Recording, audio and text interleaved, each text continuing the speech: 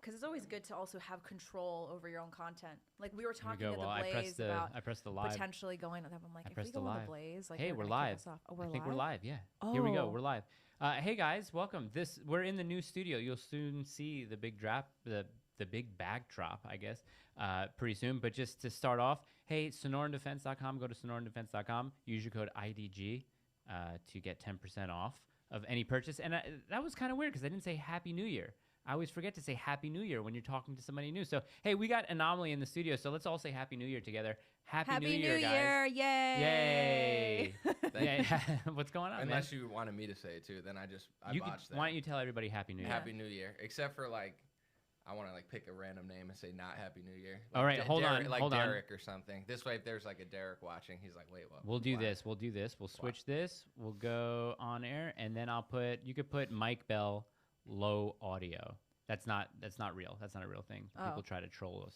Oh, they say do? The audio's low, yeah, so that you mess around with the audio for a while. Oh, trolls. It's kind of evil. Yeah, it is kind of evil, but that's what I like doing. I like pointing them out and getting them all out of the way. The G Market podcast says, I used to love this guy. So why don't you call him out and say, no Happy New Year to you. What's his name? The G Market podcast. Oh, the G Market podcast. You heard of him? You know this guy? Now I feel bad. It's like everybody deserves a fresh start, so I hope even he has a good New Year. I don't know. He can't even follow. He's gonna he's gonna like, yo, what this guy said. I'm like, I was a joke. I got set up. I didn't even know. What if he turns it? No. What if he turns into a huge motivational podcast? Oh wait, everyone is saying kids, real. Disabled kids, and then I just look terrible. Everyone's saying real. I think Audio of all low. options. And you're the bad guy. Let's see. Can't Wait, say in here. all of our audio low? I don't know. Let's. If it's let's, all low, you here. just turn it up. No, here we go. This is the real test. Oh, We you're go gonna put it on your And phone. we see. Let's see, because they could just be lying. Let's What see if what it they is. are lying? I mean, we have to wait for the.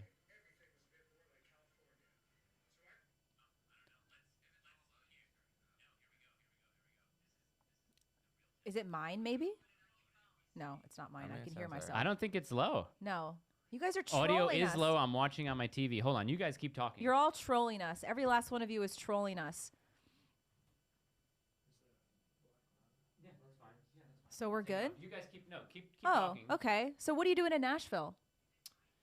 Just coming for a few days. I go back and forth between the East and the West, so I figured Yeah. I'd stop here. try to Yeah. get some meetings in. Have you spent much time in Nashville before? I was here last year.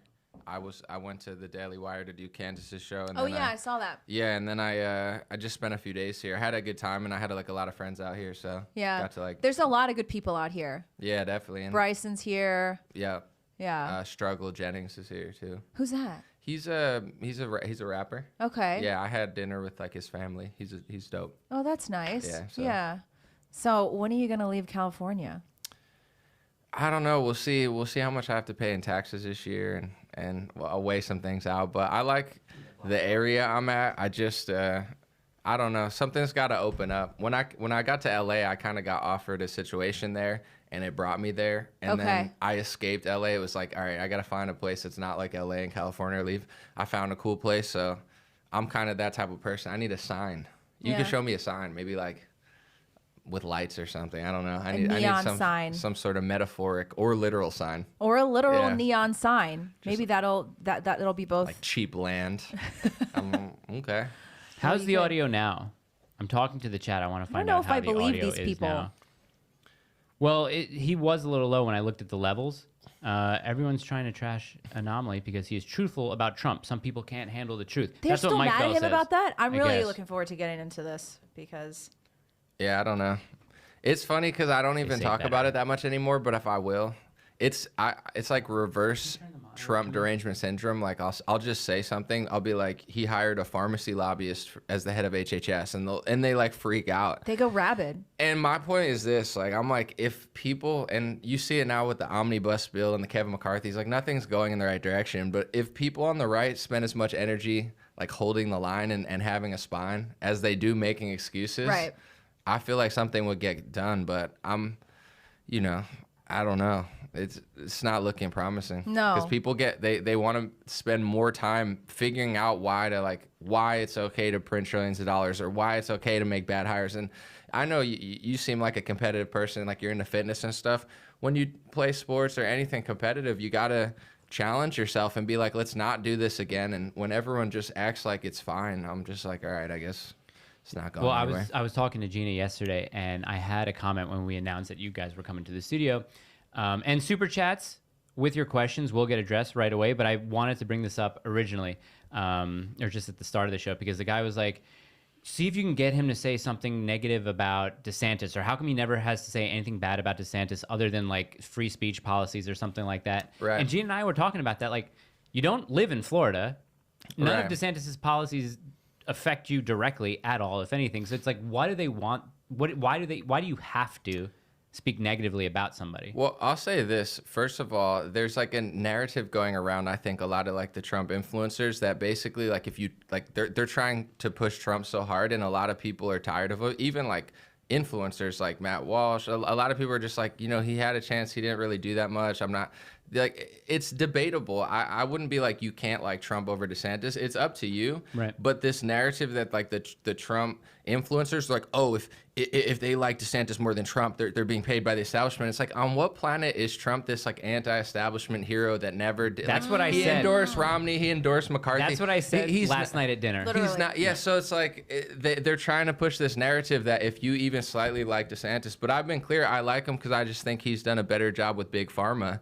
And as far as like the speech laws, you know, the Israeli type speech laws, like that's one of the things I saw him do that I don't like.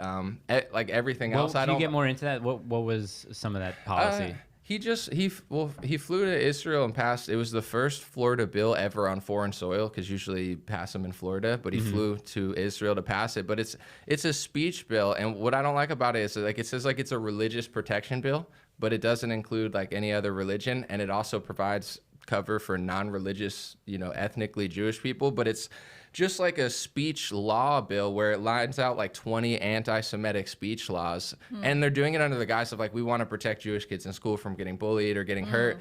But it doesn't actually help. It's just like another. It would be like saying, I don't want black kids to get hurt, so I'm going to pass a George Floyd speech law that says like you can't say 50 of these things. Like it's just not like constitutional in my opinion. So Okay. It's and the reason I think they're doing it is I think the big donors in the GOP, that's kind of like what they want. I don't think Trump and DeSantis wake up. These laws or these speech rules are actually, it's written on the State Department website. They are listed out, and it was passed, I think, in 2016 by the International Holocaust Remembrance Alliance. Like they have like what you think an anti-Semitic is and what I think it is. Like they're trying to redefine it with a list of 30 things you can't say. You can't make dehumanizing comments about them owning the media or banks. You can't say that any Jewish person in America has more loyalty to Israel. These are like, they're all sorts of like very specific laws that you're not allowed to say. And that exact list is being passed through a school bill by Ron DeSantis, and it's been passed through executive order by Donald Trump. It's been included in the omnibus bill. Wait, and really? Yeah, and nobody knows about it, or nobody wants to talk about it. So I find it interesting because honestly, with DeSantis, I'm not saying he's perfect, but I haven't really seen that much else that has like been like a huge red flag. Like he's been good on Big Pharma. He seems like he actually works. Everyone else seems pretty lazy. So, you know, as far as what else to criticize, if people could bring up something that he's not doing well, you know, it's not like I'm covering for him. It's just overall, between him and Trump, I'm just more impressed with him the last And plus, year. DeSantis was never president, so there's just not a lot there. Like Trump has done a lot nationally that can spark a conversation. And we were talking last night. I mean, I don't know why people are afraid to admit this, but Trump is the person who is responsible for putting Fauci in power.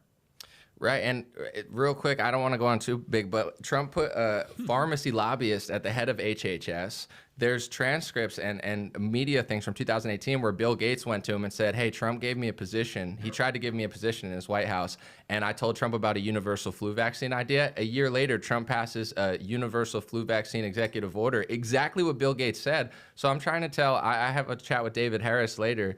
He's nice enough, I think, to come on the show. I want to ask him, because I know he hangs out with Trump. No disrespect, but I'm like, can somebody ask this guy a real question? Yeah. Just ask him. I'm not saying to like jump down his throat and hate, but I asked him like, did you work, like, are you working with Bill Gates? Because I feel like no one wants to ask it. So it's not even that he just put Fauci in power. He surrounded himself by pharmacy lobbyists and verbatim just rolled out their entire plan and now brags about it. And now is like he calls himself the father of the vaccine. And I give him credit for the vaccine, and people are like, don't you dare give him credit. I'm like, listen to the interview. He wants credit. says it Like, himself. I'm the bad one for. So it's a whole. And DeSantis hired a frontline doctor, Joseph Ladapo, who was one of the guys on the front steps of Washington demanding that the country open up. That's who DeSantis put as a Surgeon General. So it's night and day. DeSantis picked an outsider.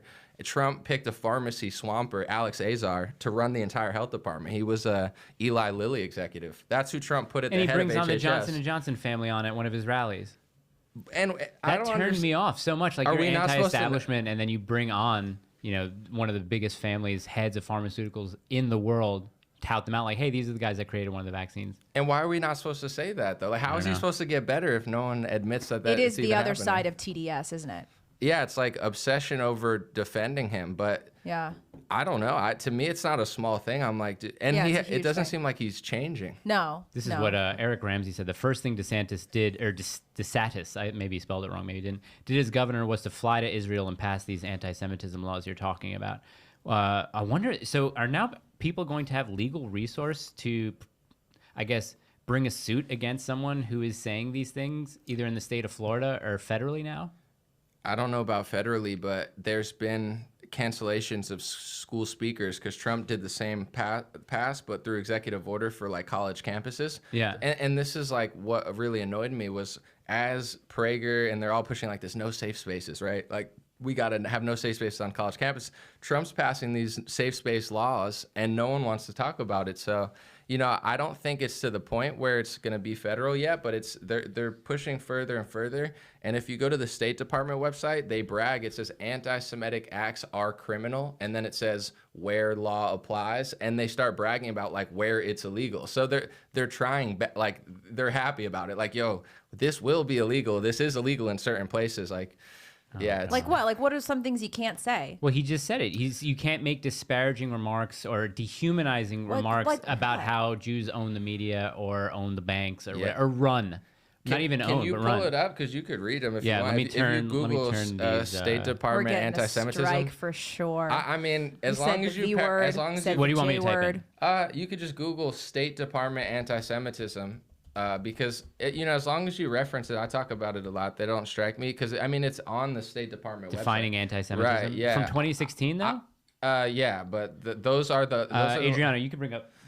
Those are all the laws. I mean, I wouldn't. You don't have to read. There are some like obvious ones that are like, all right, that's a little. The rough, Department of State has used a working definition along with examples of anti-Semitism since 2010. On May 26, 2016, the 31 member states of the International Holocaust Remembrance Alliance, of which the United States is a member, adopted a non-legally binding, quote-unquote, working definition of anti-Semitism at its plenary in Bucharest.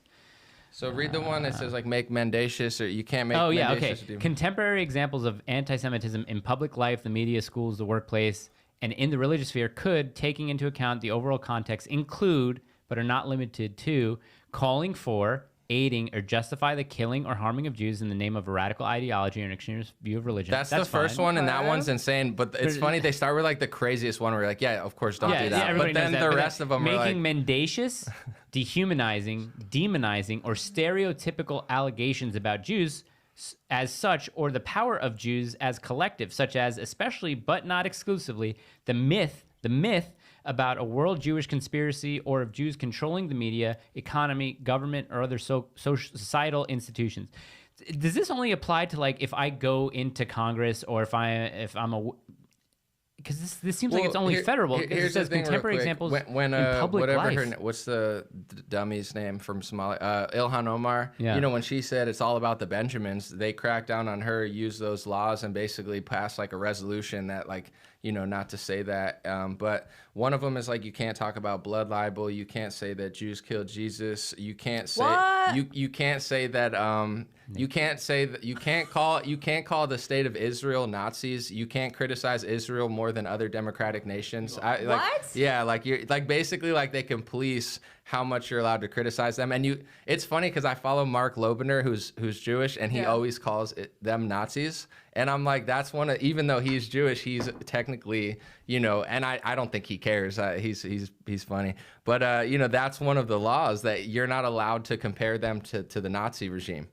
And it's like it's so specific, and it's these exact laws Trump passed them through. These exact laws DeSantis passed through. Like I said, it's the International Holocaust Remembrance Alliance who created them, and they're trying to pass them through worldwide. And you know, to me, it's kind of like with the Kyrie documentary, where I don't think he has that much social media influence if they would have just ignored it. But because they freaked out, then millions of people saw it. So if you really want to quash anti-Semitism, you can't do so through speech legislation. Like, that's actually the opposite of good, because it's, first of all, they're very obscure laws, but it provides this sort of, I guess, like the BLM, like activism in the NFL, they're spending billions of dollars, and I don't think they've converted one person. Like it's not working. So I don't think they're doing them to stop the hate. I think the big donors in politics, this is what they want. They just like they want hate speech for LGBTQ and all that stuff, just this new kind of society where you're not allowed to criticize the rainbows, you know? Right. The rainbow, like, the rainbow mafia, Here's the a question alphabet from mafia. Oliver Smith says, are there any other religions or cultures we are prevented from speaking out against? I mean, if one was to run the banks, media, governments, etc., wouldn't that be one of the things you do? Well, definitely. I mean, here's what I can say is on the right, the big donor before he passed away was Sheldon Adelson, you know, rest in peace. And Trump, when he was running, he said, he made, like, when his Twitter was fire, he was, you know, Sheldon Adelson's going to turn Marco Rubio into his perfect little puppet, you know, that's why. And then Trump won, and then he took like tens or hundreds of millions of dollars from Sheldon Adelson, gave his wife a Presidential Medal of Freedom. And there's a video of Sheldon Adelson where he literally says, I've seen it a bunch of times, I've almost memorized it, but he basically was at some conference and he said, unfortunately, I served in the American army, but my kids will serve for Israel. So you can see he has obviously loyalty where, I mean, when he's dumping hundreds of millions of dollars into the GOP, I personally believe that that's why, you know, the laws are coming, because that's what the donors want. They want these speech laws the same way like the ADL and stuff does, but it's counterproductive, and it's not constitutional. But it's a touchy subject because, you know, it doesn't sound good, I guess, if you don't know how to word it. Like, if you don't say it properly, people just are like, well, why do you care? It's like, I don't know. So where is Ye these days? Probably reviewing the speech laws in a shadowy temple in Jerusalem. No, I don't know. Yeah, I've been wondering where a lot of people are asking where he is, but it's been a while. It's been a few weeks at least, or maybe even more than that since we heard from him. Yeah, people forget though that like this is kind of how Ye does. He kind of strikes and goes wild on social media, disappears for 2 years, comes back with an album. Like, you know, he operates like that. So Yeah. I think he showed up to church, and hopefully I could interview him next month. I'm not sure, but That would be cool. It's possible. It's close. That's awesome. It's How do you close. feel about the medieval grind set?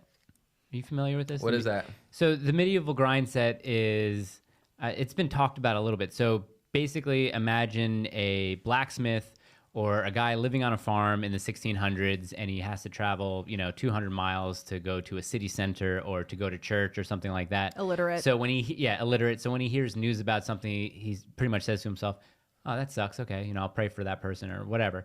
So that might be my new sort of state of mind, because hearing people talk about Trump or DeSantis, I'm just like, okay, cool, whatever. I really don't have any opinion on any of those things anymore, other than to kind of call out people who are so obsessed with cult of personality around politicians now. It's kind of starting to get old after about 5 years. I think it's not healthy to be upset all the time. You know, it's definitely not healthy to get on Twitter and be upset, or watch Fox News and be upset. And I think, as you know, it's like self accountability, personal fitness, I think, are things that are more important. You know, so like, it sounds like you have a good attitude about it. I'm not going to say I've stopped caring, but I've identified like what makes me upset, and I try to stop doing that, because it is a cycle, like war with Iran, war, you know, like the whole, like, the second the news Outrage culture. yeah, and it'll never stop. And yeah, I guess it's an art to not get too upset at stuff, for sure. Yeah, I have a doorstep policy, which is once it comes to my doorstep, that's when I'll start to really care or decide if I have to get involved or not. And that's not literally to my doorstep, but keep it local for the most part. So, for example, once the drag shows come here, which they have, Right, exactly. Right. Well, I mean, it doesn't do, like Anomaly was saying, it doesn't do any good for one's health when, let's say I'm constantly served videos of people at rallies or at people at protests and stuff like that. We see Bo at them, we see Savannah at them, we see a bunch of people who we like at these protests. And then when I see someone get really antagonistic or about to be violent with Bo, I feel like I want to be there to fight and to defend him, but I'm not there. So why should I really get worked up about it? If, something like this comes to Nashville, I can go there. But even at that point, I want to physically, I'm going to Fed post right now. I want to physically hurt people. I don't want to get along with these types of people who want to groom kids. You know what I mean? There's no middle ground. So for me, it's doorstep policy. You got to get really close to my doorstep in order for me to care, or really have an impact on my life in order for me to care. That's how I feel anyway. I think that's how. Like if you were there, you'd get too annoyed, so you don't even want to watch it. If stuff. I was there, I would almost feel like something would bring me to want to hurt somebody. Because even I was at Matt Walsh's event in Nashville, when they were talking about how they succeeded in shutting down Vanderbilt's the child sex change surgery or whatever. And just seeing like armed Antifa there, just seeing a bunch of protesters who just needed to get punched in the face. These people just need to get punched in the face. It either emboldens them or it shuts them down.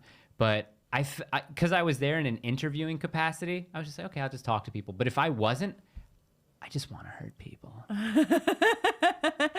Well, a lot of these people are asking for it. But a lot of these people also, like, they have made an entire life and identity out of being outraged. But and it's just what the media does. They want to divide us. They want to be like, this group over here, this group over here. We're just lighting matches. Well, We're lighting matches. I'm not so against division. I'm actually, this is going to sound a bit radical, but I actually think that we need more division right now. I think division's a good thing because I think we need to draw a line in the sand. We've said this before many times in the show. We have to draw a line in the sand and say, these are the people that we want to be divided from, because right now there are a lot of people in society that are our enemy. Like if you are advocating for and supporting cutting off the breasts of a healthy 15-year-old, you are our enemy. I do not want to be united with you. I want to be divided from you. Anyone who supports that, anyone who supports children going to drag shows, and then even more than that, children dressing in drag, which is becoming more and more popular, I want to be divided from them. So I'm not so against division, but I mean, there's a difference between intentionally dividing yourself from a group of people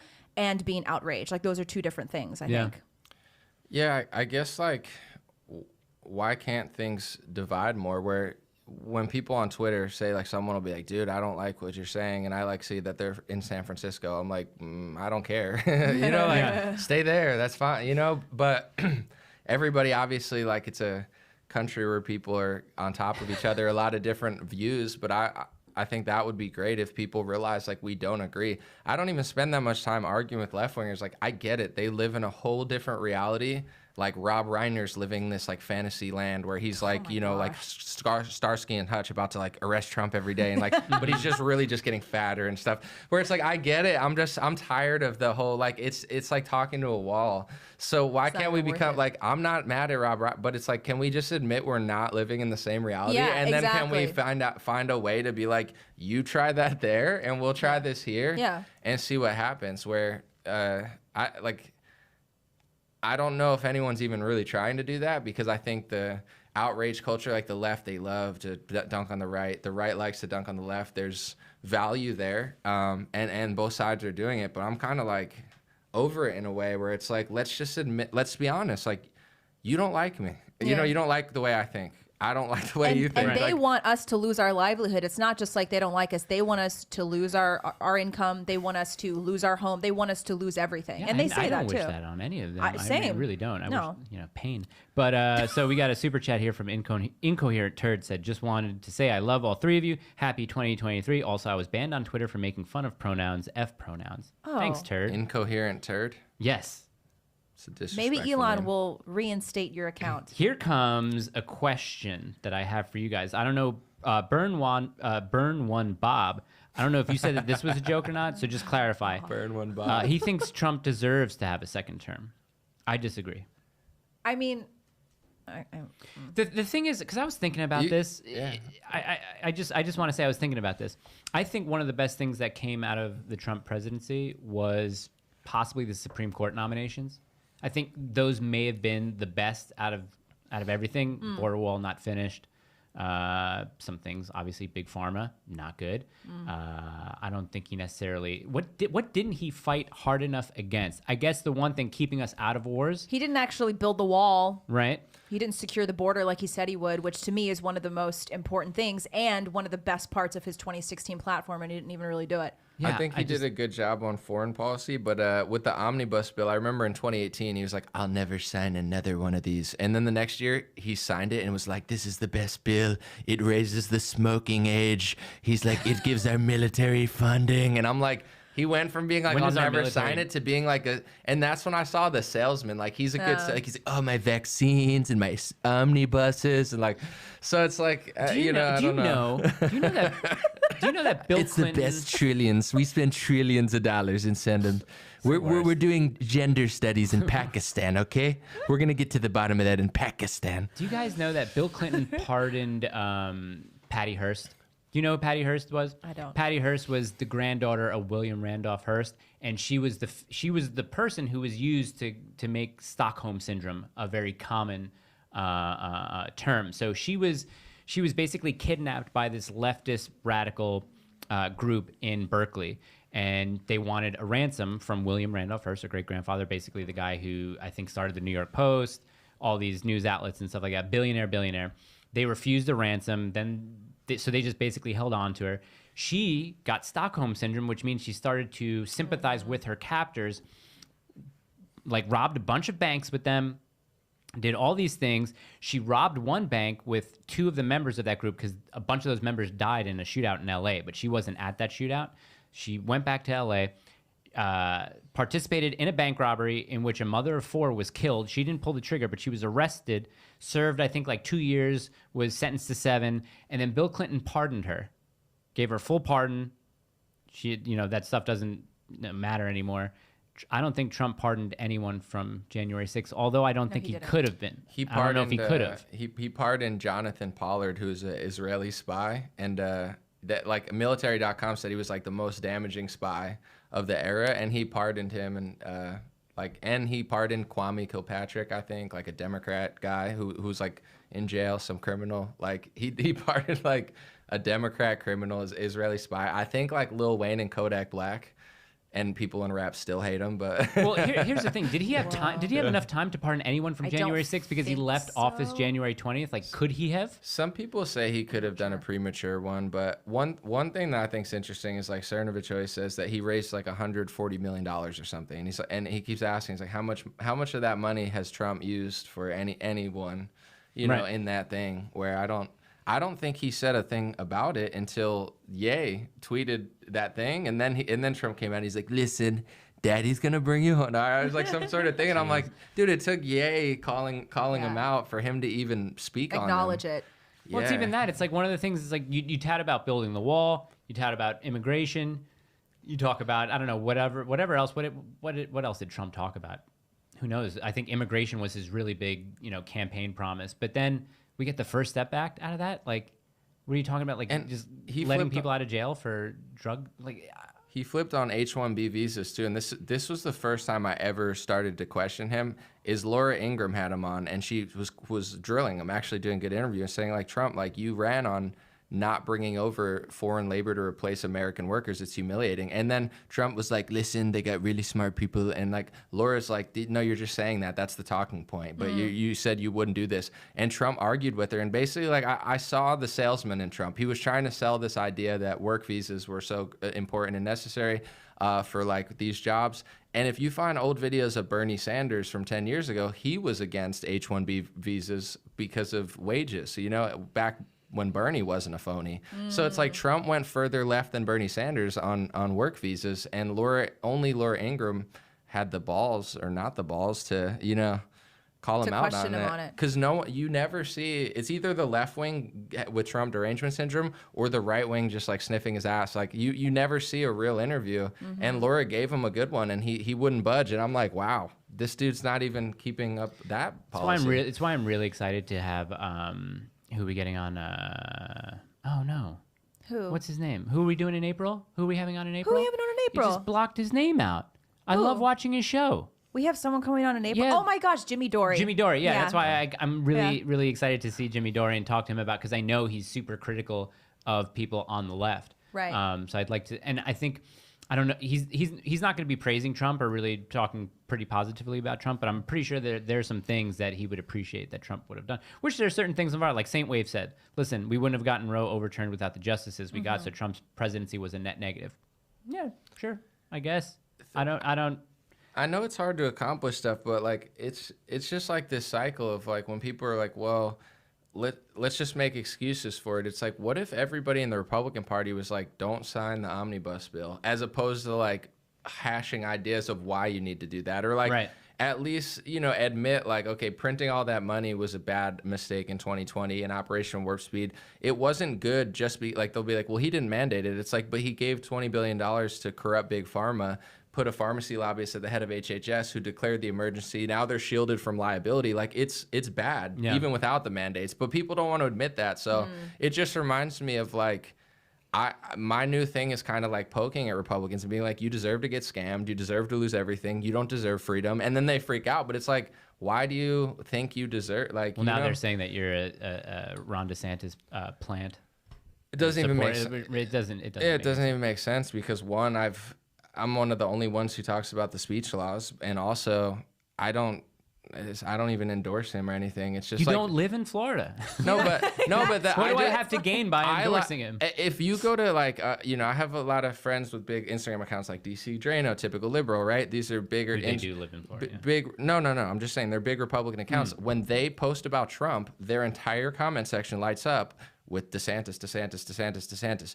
Can't people just get it through their heads that people like DeSantis more than Trump, like millions of them, because he did a better job with Big Pharma and Trump's been running around the country selling vaccines? What's there not to get? Like people act like, oh, go to the most pro-Trump pages on Instagram when they post about Trump, and they're getting ratioed on their own Instagram. And then they're delusional like left-wingers. They're like, oh, it's all bots. It's Russian bots like Trump. No, hundreds of millions of people like Donald Trump more than Hillary Clinton. Like, get over it. Right. You know, it's the same with like, it's clear why people like him more. If you want people to like Trump more, why don't you get Trump to stop being such a dummy? But like, it's like the cult of Trump has gotten so weird where it's like they can't even fathom that people prefer DeSantis over Trump. The reason is simple. DeSantis hired an outsider to run Surgeon General, and he's doing a grand jury investigation on Big Pharma. Donald Trump put in a pharmacy lobbyist, worked with Bill Gates, asked David Harris, or asked one of these Trump butt sniffers. Next time and I'm not knocking David, I'm going to talk to him, but you know, next time they talk to him, ask Donald Trump a journalistic question. Ask him, did you do Bill Gates's universal influenza vaccine? He passed it through executive order. I have proof. And no one wants to ask him. They want to live in this virtual reality and just pretend, oh yeah, she got lit up for trying to defend Trump. She tried to like save his ass and he got mad at her. It's like, next time just let him fall. Like, you know, he's a clown. Listen, he said it was the greatest human achievement in modern history. Yes, like, dude, he's a liar. I don't like liars. He's a liar. No, you know? the board game, sorry, was. The Mikhail Gorbachev wants to let us know, super chat. Just checking the super chat. Well, thank you. That's very nice of you, Mikhail. Also want to see Gina rant. Happy New Year. And then Me rant? Yeah, love you ranting. Also, the turd, Incoherent Turd, has another super chat for us. Do you guys feel the only way forward is to let it crash? It feels like there is no salvaging this Frankenstein of a government. Do we have to build anew? Let Gina rant on it. No, I gotta be in the mood to rant. I'm in such a good mood. I don't know if I want to rant. What ticks you off? I'll plant it. Women, probably. You have to watch. I sent. I got to Gina. 3 waiting outside. No, I'm just kidding. I'm joking. We Vice put out a feminism panel. Oh, that feminism does debate. make me mad because there's a man on that panel. 3. There's 3. So that dude Eli, Yeah. who's suing Blair White. Why is he suing Blair White? What's Blair's real name? Because I'm Blair, done I don't know. calling him a girl name. Blair White apparently sued someplace in New York for one of the employees calling him a white supremacist, and Blair White lost that. Blair White lost that one. Okay. So I think they're suing Blair White for he is the guy Eli or whatever. Okay. Who that's the same one that Matt Walsh exposed for trying to traffic drugs. Yes. Whatever to hormones to underage people. Right. She was on the panel. there was a dude, a big dude sitting next to Sydney Watson. With that the was a dude, septum? yes, with the septum, and the host. The moderator. I was actually going gonna to ask panel. about that My wife person. was like, "That's a dude." And I said, only saw a "What? clip. That's a dude." I don't she know. said, "Yes." I do not know Sydney Watson. I do not know how you did it. You were very patient on that panel. I don't know how she did it. I didn't we see don't the whole necessarily thing, but- agree with Sydney on a lot of things, but we were watching that panel and we said, "Wow, it's kind of impressive that the most tolerable and coherent person on that panel was Sydney Watson and also Pearl." Look, I know didn't see Sydney's it. open about being an atheist, but like, I don't know. Honestly, I don't know how Sydney, where did you even get the strength from to get through that interview if you don't know God? Because I could not have sat in Yeah. that room with those bozos if I did not know Jesus. Do you know what I mean? I would have Yeah. jumped across and strangled them to death. Yeah, well, I mean, we talked about that. It's one of the reasons why it's probably good that you weren't called upon to be there. Very good. You probably would have. I mean, you have gone? It would have made for a great quote unquote TV. Could you have gone there and just been like, "This is absolutely No, worthless"? I'll always say no to any offers like that, and it's more? honestly because it's not worth the lactic acid to me. It's really not, because if I ask myself on a personal level, like, what's the most important thing in my life? It's being a mom. It's being present for my child. Mm-hmm. It is not worth leaving my daughter for 2 days to go fly over to LA and sit in a argue room with with a some bunch hoes. of mentally ill men and women, some men who are pretending to be women. It's not worth it for me. You know why? Because number one, it's not going to change their mind. And number two, who is watching all those Vice videos? Who's watching them? Mostly libs. Well, the comments were all supportive of Sydney and Pearl. And then, okay, so great. You have people who are watching the video. If they already support the Right. idea that men aren't women, I'm not changing their mind. Mm-hmm. And the crazy libs who are watching to support that dude Eli, I'm not going to change their mind either. So it's not worth it. It's just not worth the lactic acid. Well, to when you go. say lactic acid, that was funny because Pearl started talking about men in women's sports, and she was like, "There are obviously reasons why we shouldn't have men in women's sports." And then that dude Eli was saying something like, "Well, you know, Michael Phelps produced the most lactic acid or something like that, and that's a hormone or something." So I don't know what we have to. I almost kind of want to put it on just so you can hear the argument, but because Michael Phelps produces lactic acid, I guess, and women produce lactic acid as well, that discounts him from performing in sports. I don't know. It was weird. I don't know. I got to find it and I'll play it. Yeah, let's see it. That topic especially, just like, you know, outside of like left or right, it's just like you're not being honest when you don't, like, I mean, like even Caitlyn Jenner's like, "Yo, that you can't do that." Yeah. You know, like don't no, that doesn't work that way. Yeah. So if you're one of the types where it's like, "Oh, I mean, you could, like, everything could be co-ed, but you got to understand that women's sports have been subsidized because they're not, in a lot of categories, not all, but they're not making that much They're not money. very popular. They're not that popular, so they're being propped up by the men's leagues who are making all the money. That's right. You have these leagues for the women. It's nice because I think like women's sports could be cool, and it's cool for women to aspire to that when they're good at sports and have college opportunities. Right. But it's being propped up by a lot by the men's money, and now you're gonna destroy these leagues that have been only created over the last 20, 30 years to actually like give women a leg up. Yeah. And it's so obvious. And if you can't even admit that, then yeah, I hear what you're saying with that. I don't even want to talk to you because you're just lying. Yeah. And it's like you're not being honest. It's obvious. Everyone knows it. And even if It's you like have a even sexual different preference or something, like you if you can't admit that, then there's no point in Even talking to my sitting in that room and talking to these people plays into the charade that guy Eli is a woman. Like, you know what I mean? Even me I don't going, know. if I I- don't know. Because it's the yeah, it's panel a is feminist panel. yeah. So even if I were to go and sit and participate in something like that, I would be participating in a charade that I don't want to acknowledge. Do you want to hear this? Yeah, let's hear Okay, it. let's hear it. This is I think this is the part. I am a trans woman. You're a man. You would crush me. You would absolutely crush Bone me. density, wrist strength, Yeah. muscle density, you can't switch those. Yeah, exactly. You would crush me. But also, Eli, you would never play at the level that Pearl plays because you would never get there. So let me give you a few more examples here too. So Michael Phelps produced more lactic acid in his body, which caused him to swim better than any of his competitors. This was widely celebrated, and nobody contested it. Now, this is a performance-enhancing hormone. So It's a performance enhancing hormone that he wasn't injecting into his body. He produces it naturally. That's why no one made a thing of it, because everybody knows that. It's just like Also, okay, about women's sports. As a woman who I've always been into fitness, I've always been into sports. Let me just tell you something. Even I don't watch women's sports. I just don't find them to be particularly exciting. The only sport I watch like religiously is tennis. I love tennis. And I love men's tennis. Novak Djokovic has been my favorite player since I was 16. People find that hard to believe. Got crushed. You know, and it's by like a 200-seat player. Like exactly. And the guy showed up drunk. Yes. The guy showed up drunk. Smoking cigarettes and going to play her. And like sets. I like tennis, but when I watch women's tennis, I kind of just put it on in the background. Like I don't even appreciate women's sports. The reason that we're even having this conversation about men participating in women's sports is not because anybody really cares about preserving women's sports. It's because we're all denying objective reality.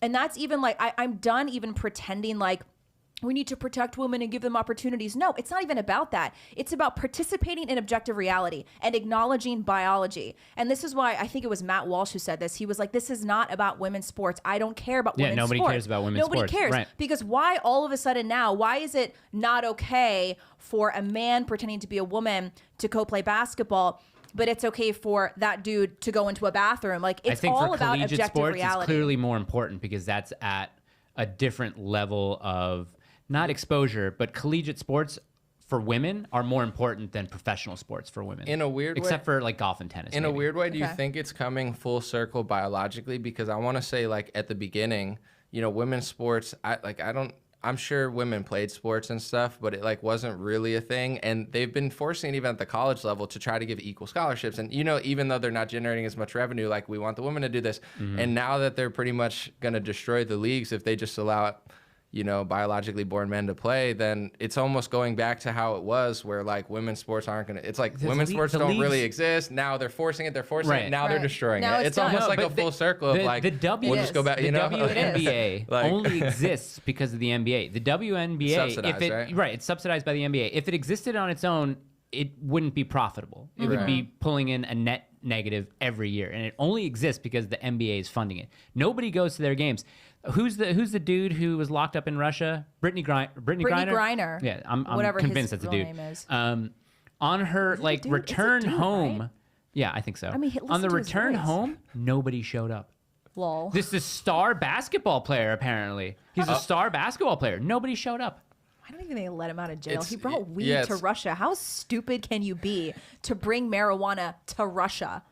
Doing anything in Russia is scary if you're not Russian. That too. I mean, if you're not Russian. Well, every time I would travel internationally back in the day, I would check my luggage 5 times. This idiot brings marijuana to Russia and we let him or her out, whatever that person is. People seem to think that just because it's marijuana, who is the Olympic runner who tested for THC? And she was like, this is bullshit. Shaniqua. You know, if marijuana is legal, but it's a policy and it's a rule in the sport. Yeah. That you cannot have it in your system. Also, so be an adult. How are you an elite athlete and you're taking THC regularly? Like it slows you down. I'm like, how are we not pretending that it slows you down mentally?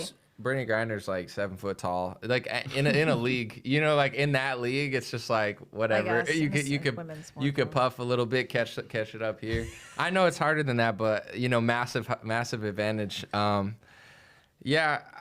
I guess with other countries too, people are so spoiled in America that they don't realize. Like you go over to Singapore, Philippines, you got to really like figure out what the laws are because they don't Thailand play. has the death penalty. Well, Come on. Right. I'm like triple checking if I'm going overseas just to make sure because I think if you like spit your gum on the ground in Singapore, Singapore, I love that. It's like that's a great law. I've been there twice. Yeah, don't destroy the streets. When is the Jubilee video with Mike coming out? I think either later this month or next month. I know it's the first quarter.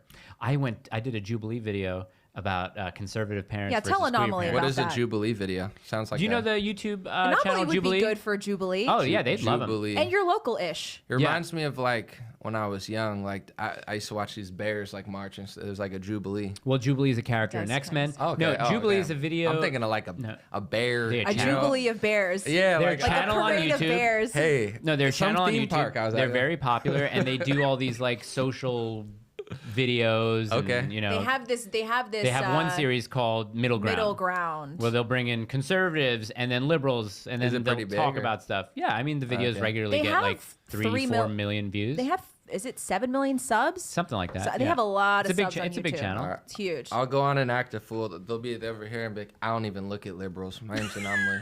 I haven't looked at a Make eye liberal contact. since Oh my 1999. No, I'm just kidding. Looked at a liberal. Yeah, They're like, I'm- sir, please turn your chair around. And no, I'm like, I I'm just want to kidding. see what happens Look when the at girl you. starts crying. Wait, a girl started crying? Yeah, because I was saying Can we that. ban public crying just all around? Yeah, I mean, especially on penalty video for or crying. something. It was weird because it was weird. We're gonna do a live reaction to it. Like when it premieres, we'll come here and we'll watch it live. It's gonna be That's gonna be fun. insane. But yeah, I just want to see how they edit it because that Vice panel was very heavily edited, where you could see where they cut Sydney off, they Yep. cut Pearl off. So people were demanding in the comments for upload the whole thing unedited, which they've done before. They did that with like a panel of black conservatives and I black wonder if liberals. they'll do it with this one. Probably not. Probably not. No. Doubt it. I mean, would you ever, if you got invited there, you were there, Okay. and the lady with half a body, they asked, should trans women be allowed in sports? And she says, the lady with half the body says, yes, because trans women are women. Would you have said, no, they're not? Yes. I would Because absolutely nobody, said no, Sydney they're didn't not. say that, Pearl didn't say that, none of the other conservative women that were there. If I was there, I would have been like, they're not, though. They're not. They're not. They're not. Then they would have called me violent because a girl. I went onto the Eli person's Instagram, which Yeah. is a shit show, by the way. It's excuse my language, it's horrible. But that girl with all the pennies or the quarters on her with the jacket, The one with the Iranian girl- cackle? yeah, she said we experienced violence on that panel, and I could not believe You it. people It was have the no best. idea what violence is. It was the best. Maybe they okay, I'm going to just stop. Do you think, like, to me though, and maybe I'm just ignorance is bliss, but like, I don't is that way of thinking really popular outside of like the media sphere of like everything's really coddled? Because I think like the average Democrat parent doesn't even agree with them. Like I actually know. That's interesting. I actually know. So, I'm not gonna say who, but like a Democrat in LA. I know, just pathetic, but no. A entertainment type person that's like still possibly voting Democrat, but like I don't know, said that they liked Matt Walsh's documentary. They thought it was funny and interesting. So it's like even though Matt didn't compromise his values, just the delivery of that and like the sheer common sense of like the fact that they couldn't even like define a woman got through to a lot of Democrats, that because it's just like, yeah, like I can't play along with that. You know, like Yeah. that's a little far. I know So commies got- who think it's ridiculous. Yeah, I have a couple of I mean, friends it's- in San Francisco. Like I have a friend, I won't out him, but he's a professor at Berkeley. Yeah. And he is Last What does he teach? He's a lib. He, voted for Obama, loves Obama, and he and I still keep in touch because we're like our families are friends, and he's like, this is absolutely crazy what's going on. And he's very against all of the trans stuff and denying biology. That's what I'm saying. I do we don't got? think it's that popular. I think it's mostly like propped up by media. Right. Where with even like combating it to get these kids to figure it out. I don't even think it can be that popular among them. I remember I had like a skinny liberal friend in LA when I was there, and we were talking about the sports thing, and I explained like the benefit, how sports work, and he was like, I never thought about it that way. And I'm like, you've never thought about it that way? He was nice What do you about think it, but about he like just about What do you how think about men are like and versus women in sports, like the physical dynamic there. He'd never thought of it. Yeah, Like, a lot of people actually think that men are just like larger women. They don't understand that men have a bigger Some of 'em heart, are. larger lungs. Right. That's true. Some of 'em bigger are larger women. Men literally have thicker skin than Yeah. we do. Here's So what Rick Rock said: Russia would have definitely disclosed if he was a dude, which they probably would have. Here's so something. maybe she's just manly. Here's something very interesting. someone was saying I don't know the science of it, but they're saying when you're taller and your throat, like they were saying like no hips. 7 foot, like something about like having like being taller, that your voice is You have a different, deeper 'cause voice. I mean, that's what I heard the video too. I'm Cope. just, I don't know. I don't know. I don't think so. I mean, have Ye call Putin and ask him. You Here's know what the I'm saying? thing, I Like, be wonder- like, yo, what's it? What's the deal with Brittany Griner? Putin? I wonder. This is a very weird thing. If you take a girl who's 5'9.5", like I am, she's been doing. Let's say I've been doing jujitsu for 10 years. She's been doing jujitsu for 10 years, right? Wait, both of you have been doing we're jujitsu both for black, 10 We're years? both black belts. Okay. We both weigh the exact same. Yeah. Right. I still have the advantage physically. You're asking me? Yeah. Oh, 100%. Right. Yeah, 100%. I guess the only thing that would, for sure, but it's like, yeah, if you had the exact same like genetic, like, cause like say like you're really uncoordinated, Maybe and she's jiu-jitsu really isn't the right coordinated. sport. Maybe track, doing like a sprint or something like that. Some people I are mean, naturally jiu-jitsu is a good fast one, though. too. Yeah. Yeah. Like it's like even if me and Usain Bolt were the same size, something about him. Yeah, but makes him even down faster. to the fast twitch muscles in men. The fact that we are allowing women, actual women, to also do MMA is kind of crazy. Like, we live in a society that allows women to get the shit kicked out. Oh, I'm sorry again for cursing. But to get the, hell beaten out of them for entertainment is kind of disgusting. It is weird. And to do something, I mean, obviously, like, just calling it out and standing firm is a way. But I think there is, like, with Matt's documentary, although he's very, like, blunt, he's a very blunt person. What made the documentary, I think, so special was the fact that he, like, wasn't just yelling at people. He almost just, like, gave them enough rope to expose themselves, which made it, because it's you shouldn't have to baby stuff, because at the end of the day, like, you do have to just protect yourself and your family. But, like, he easily could have just, like, gone off on him, because he goes off more than most people. But there's something artistic about that, of just, like, letting them expose themselves. And that got through to a lot of Democrats and a lot of middle of the road people. So it's like, unfortunately, things are the way they are, and these kids are being taught this stuff. I was walking around Princeton, like the university, recently, and it's like nice, but it's like, man, they're the most far left. It's like the Ivy League schools are the furthest left, and these are the people that are going to get the good positions at places. So you're like, they're going far. So there does need to be some sort of an effort to reverse it, and get people on the right path. So that was a great, interesting, like, unique way to do it. I hope more people figure out ways of doing it, because I don't think, like, sometimes people are like, the kids are really conservative. It's like, nah, I don't see it. What else is on your mind? Should we talk Tate? Oh, yeah. I want to hear kinda Anomaly's have to, take. right? We kind of have to. Yeah. Do you want to hear ours first, and then you can jump in? I will, because I'm a listener.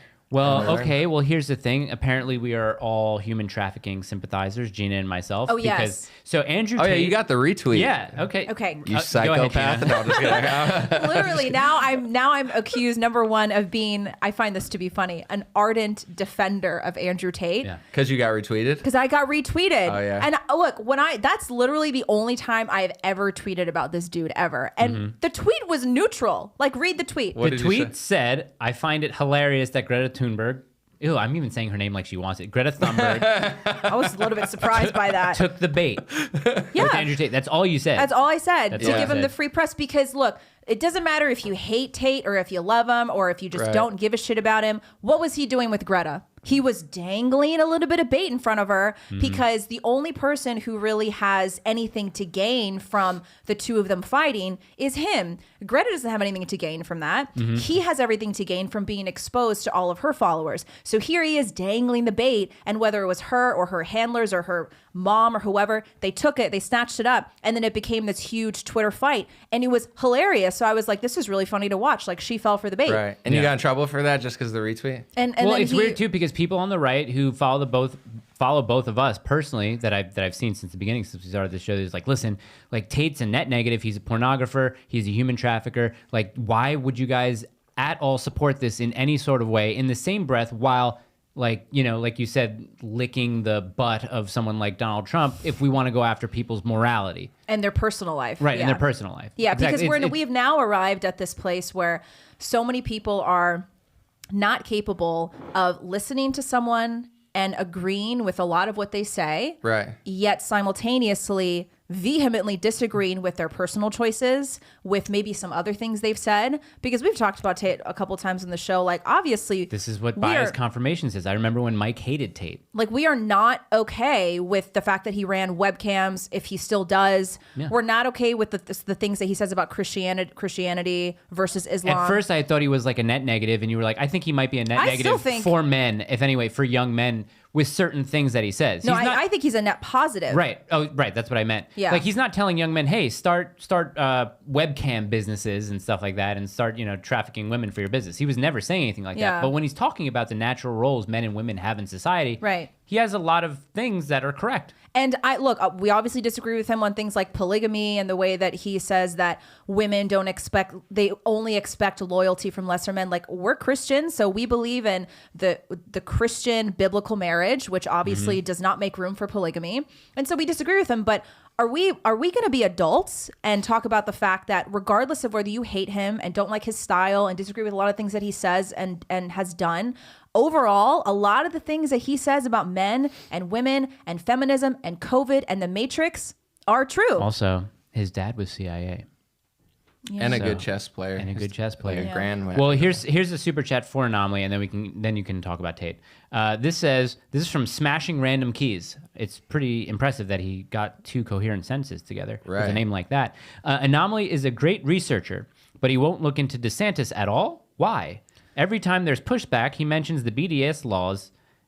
That's it. Why? DS is perfect except for the speech laws? Thoughts on the A24? For someone that's questioning me so much, why you could super chat it because they deserve some money, but you don't have to. Why don't, instead of asking me why I don't point out other things, why don't you point out some stuff that he's not doing? Because it doesn't sound like you have that much. I'm not saying he's like a perfect governor, like they were saying. I don't live in Florida, so I'm not really tapped into everything he's doing. But you're like, well, besides the speech laws, what else don't you like? Like what else don't you like? I don't, I guess it's like you have to pick out things you don't like. Yeah, what don't you like? I would say that the things that people are complaining about him over, which is that there's establishment people that like him. First of all, he's taking a lot of Trump's donors, and Trump's pissed because he's losing his like donors. But it's like, but like a lot of them used to give the money to Trump.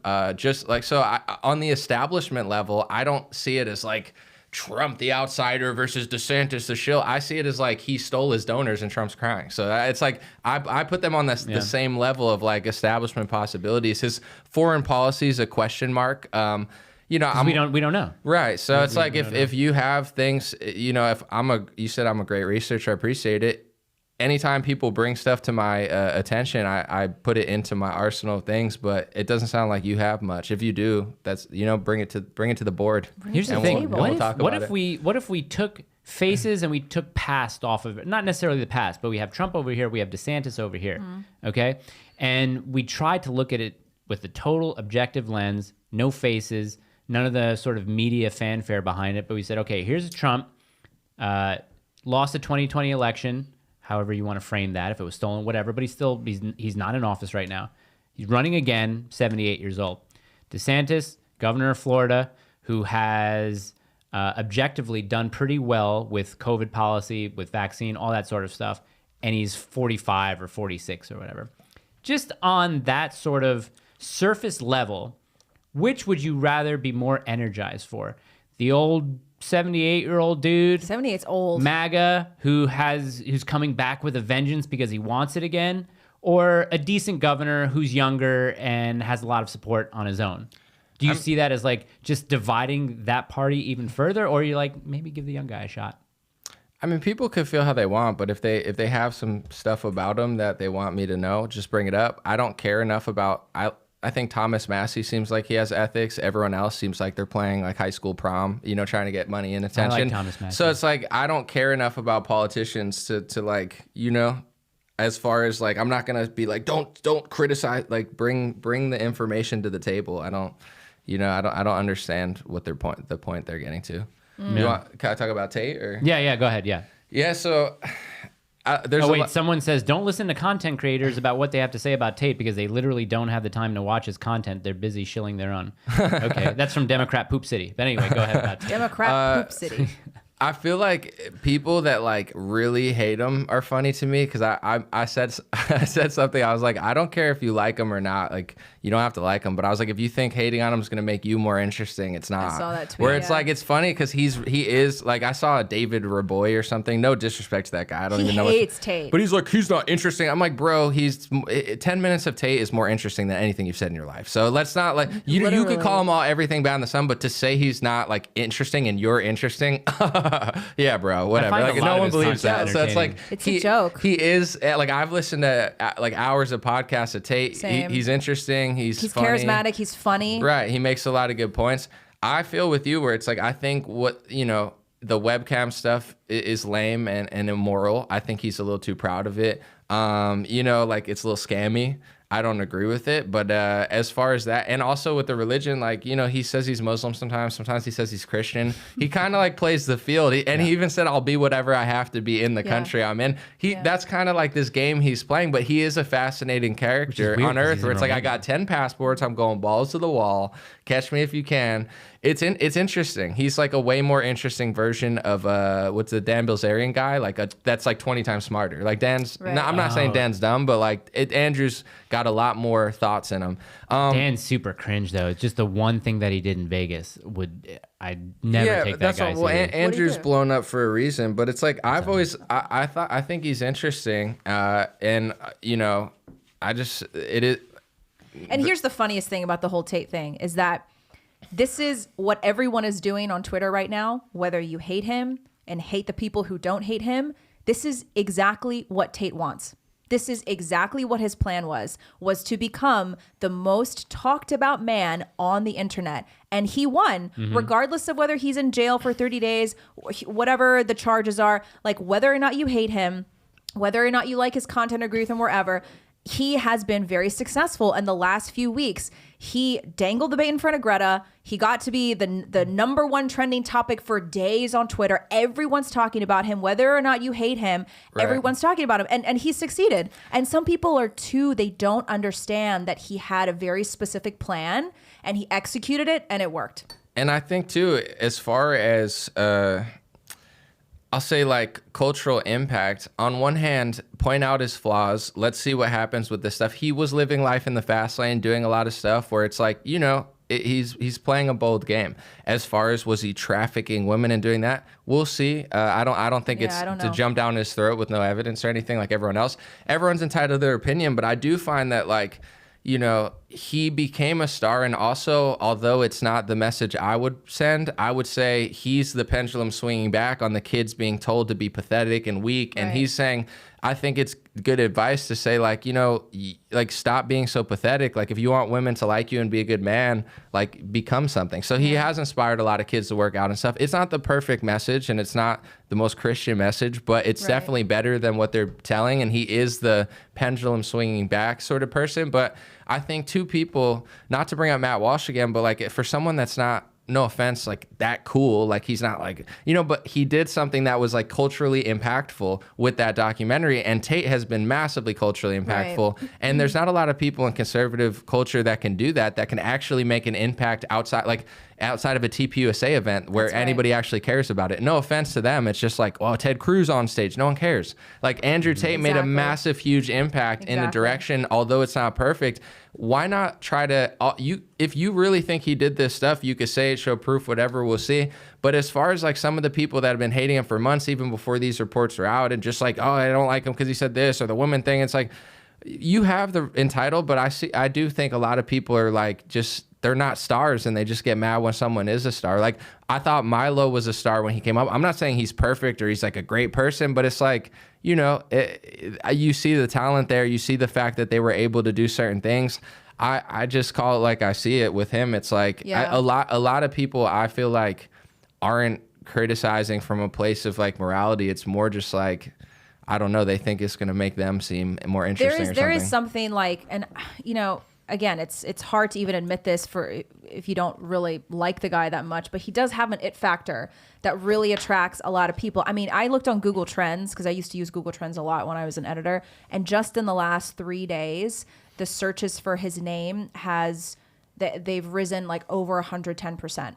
Like, he has become one of the most searched names on Google. Again, this is exactly what he wanted. This is exactly his plan. It was executed well, and it's working. And I mean, I agree with you. His message is not perfect. There's a lot that I would prefer a Christian message. I would prefer the message of masculinity and independence and taking control of your health and taking control of your life in a Christian context. However, can we please be adults and admit that it's a net positive?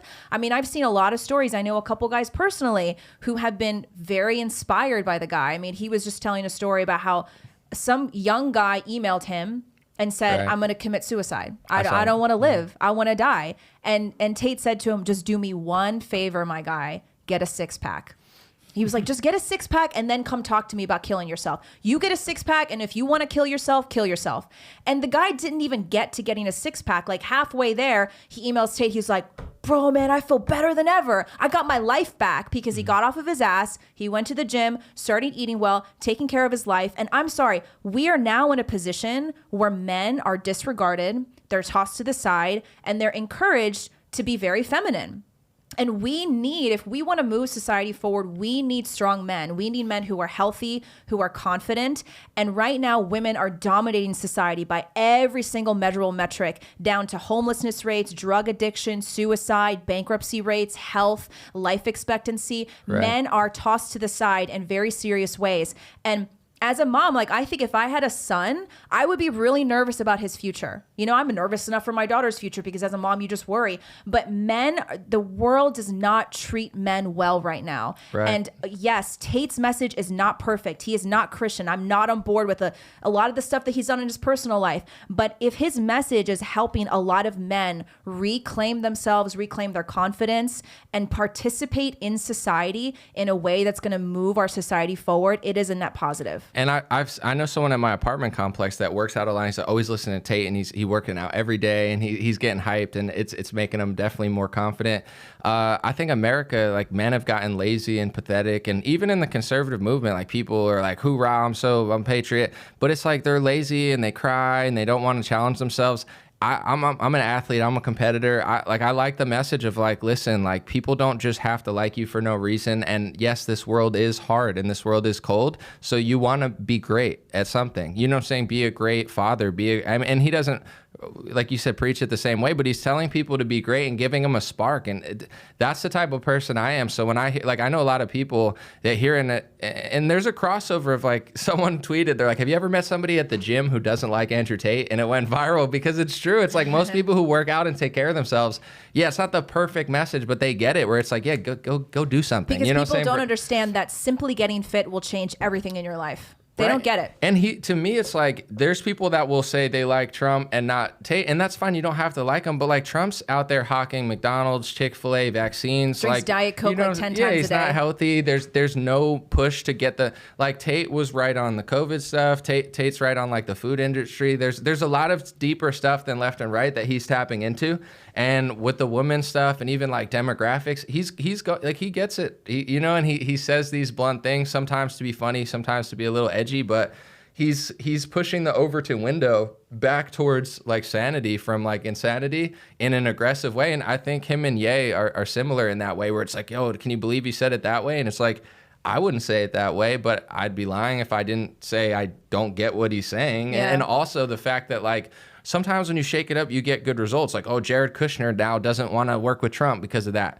Oh, good, great. So Ye got rid of Jared Kushner. Yeah. TPUSA, Prager, Daily Wire. No offense, but, like, nobody did anything. Ye did more for that in a week, and for the January Sixers. So that proves that sometimes, like, you gotta, unfortunately, shake it up. But with the chick stuff, like,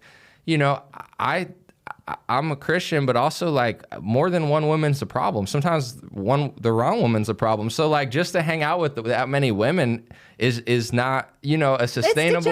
It's degenerate. But also it's not sustainable, because if you're doing these type of things, and the more you do, you're living in the fast lane, and there's gonna be problems. But at the same time, I'd be lying if I said it wasn't interesting to watch someone living that way. Of like, the flying all over, doing all this stuff. It's almost like Tekashi 6ix9ine. Like, you knew he was gonna get got at a certain point, because he's threatening everybody and stuff, and you're watching, but you're just kind of waiting, where you're like, it's entertaining, but it's not, I don't know how sustainable it is.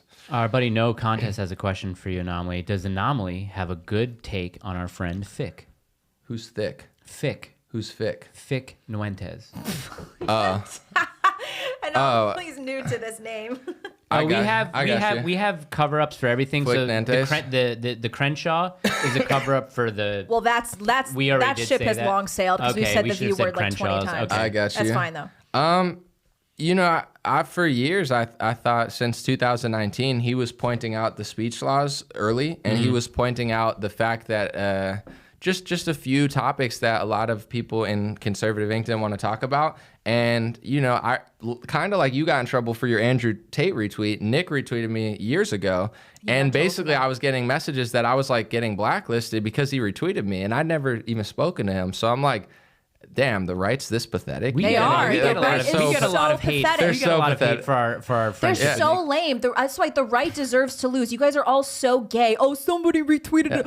Oh, he retweeted Anomaly. Anomaly should get blacklisted. You guys are so gay. Like, go touch some grass. It's lame, and especially it's like I do music. I have like 1 billion views. It's like I've gotten shared by millions of people. I actually I've gotten posted by Occupy Democrats before when I did poetry. It was like a nonpartisan poem. You know, where it's like I'm sorry that, but I like to kind of like they hate me now. I'm actually positive that the CEO is now like complaining to me on whatever, but I like the fact that I can get posted by Democrats or Republicans sometimes until they realize what's going on. But in general, I like the fact that he's hanging out with Ye. To me, this is awesome because everybody they tried to cancel, everybody they tried to like cover up is now like coming back with Ye. It's been my favorite timeline, so I've enjoyed it thoroughly while everyone else is freaking out, because it's like they're trying to cancel Nick for the same reasons as like a Tate, not like the police reasons, but just like, oh, it's too much. And it's like, I don't think they could debate Nick. I don't think they're capable. None of them could. He offers to debate these people all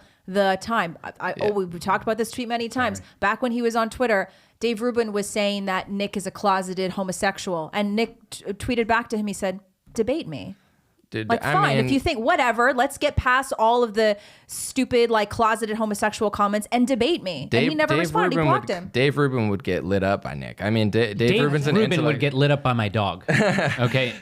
Well, that's why he doesn't want to. Not a stretch. At this point, Dave's just Dave's gatekeeping his position, which is fine. But like all these people, even with like Ben and Ye and stuff, when he came out early and like basically put the kibosh on him, I'm like, please have a conversation, because like Ye's not me or Nick, or like he's bigger than you. You know what I'm saying? Like you can't play it off like, oh, I'm too big for Nick, or I don't see that. Like Ye's bigger than you. You know, like you're not above him. But they don't. Why don't they want to debate? I know why. You know, so why. Yeah, we know why. It sucks because you did say the right deserves to lose. What the right needs, and it's very, very apparent with Gen Z, you take America First. You take a group like that, okay?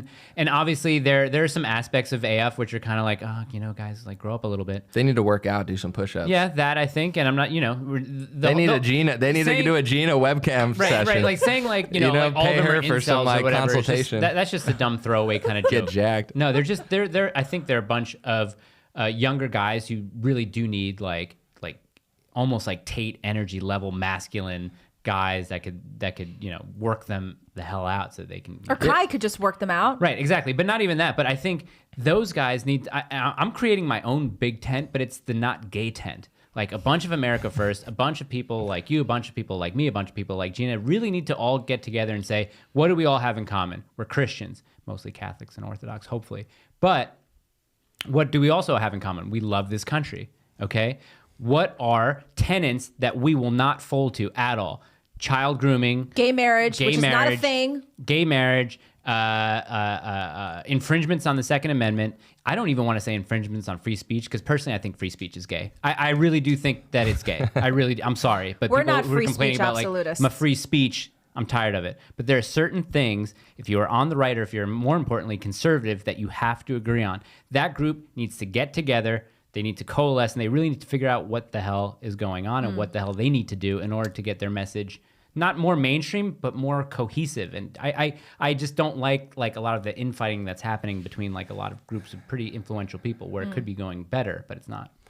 Well, I think that people that need to figure out how to also get that message across, because I think now the people with those messages, and I understand, because you don't, I mean, at the end of the day, it depends what you want out of this world. You don't have to please anybody or impress anybody, but it's like with an election, you do have to get over half of the population to vote for you. That's the name of the game. So when it comes to these ideas, you know, do you want to win, or do you want to just yell at people? So it's like, you know, there are ways to get these messages across. And I think right now, most of the people brave enough to have the messages are more just playing like, this is my, get out of my way. Like, this is how I feel, which is fine. It's a start. But I think, you know, to me, I don't want the infighting to stop per se, because I think iron sharpens iron. It's just like when Nick and his like band of whatever were going at, like to Charlie events and Ben events asking questions. I think that was awesome, because like these people need to be challenged and they're so used to not being challenged. So that I'm fine with. It's more of like the intra-organizational drama that's kind of like you annoying. mean like the people who agree and they're still fighting? Yes. Right. Okay. Yeah. I feel like that's like everybody, right? Not like they're all almost exactly the same, but they all hate each other. Yeah. Yeah. I see that for sure. It has to do with, personality and egos and being on the internet and that sort of stuff. For sure. I understand that. But listen, Incoherent Turd is throwing super chats at us. Most overlooking regarding Trump and DeSantis. They have different flaws, but at the end of the day, they are both normie on the critical topics. So what the point? It's another distraction. I'll support either candidate over a commie. Yeah, true. More than anything else, I just want to abolish universal voting privileges.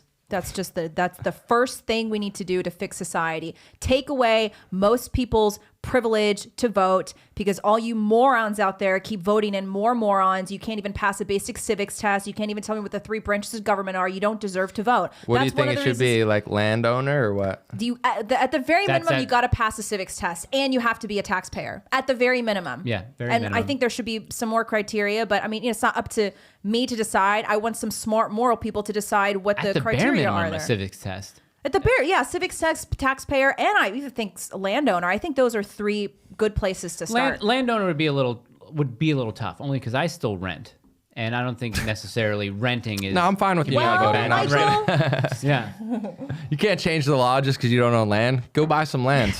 yeah Get on Zillow right now. Well, land you gotta pay up front for the most part. Right. It's very tough to get mortgages on land if you're not gonna put Right. like 70 to 80% up front. okay, well, we can say homeowner.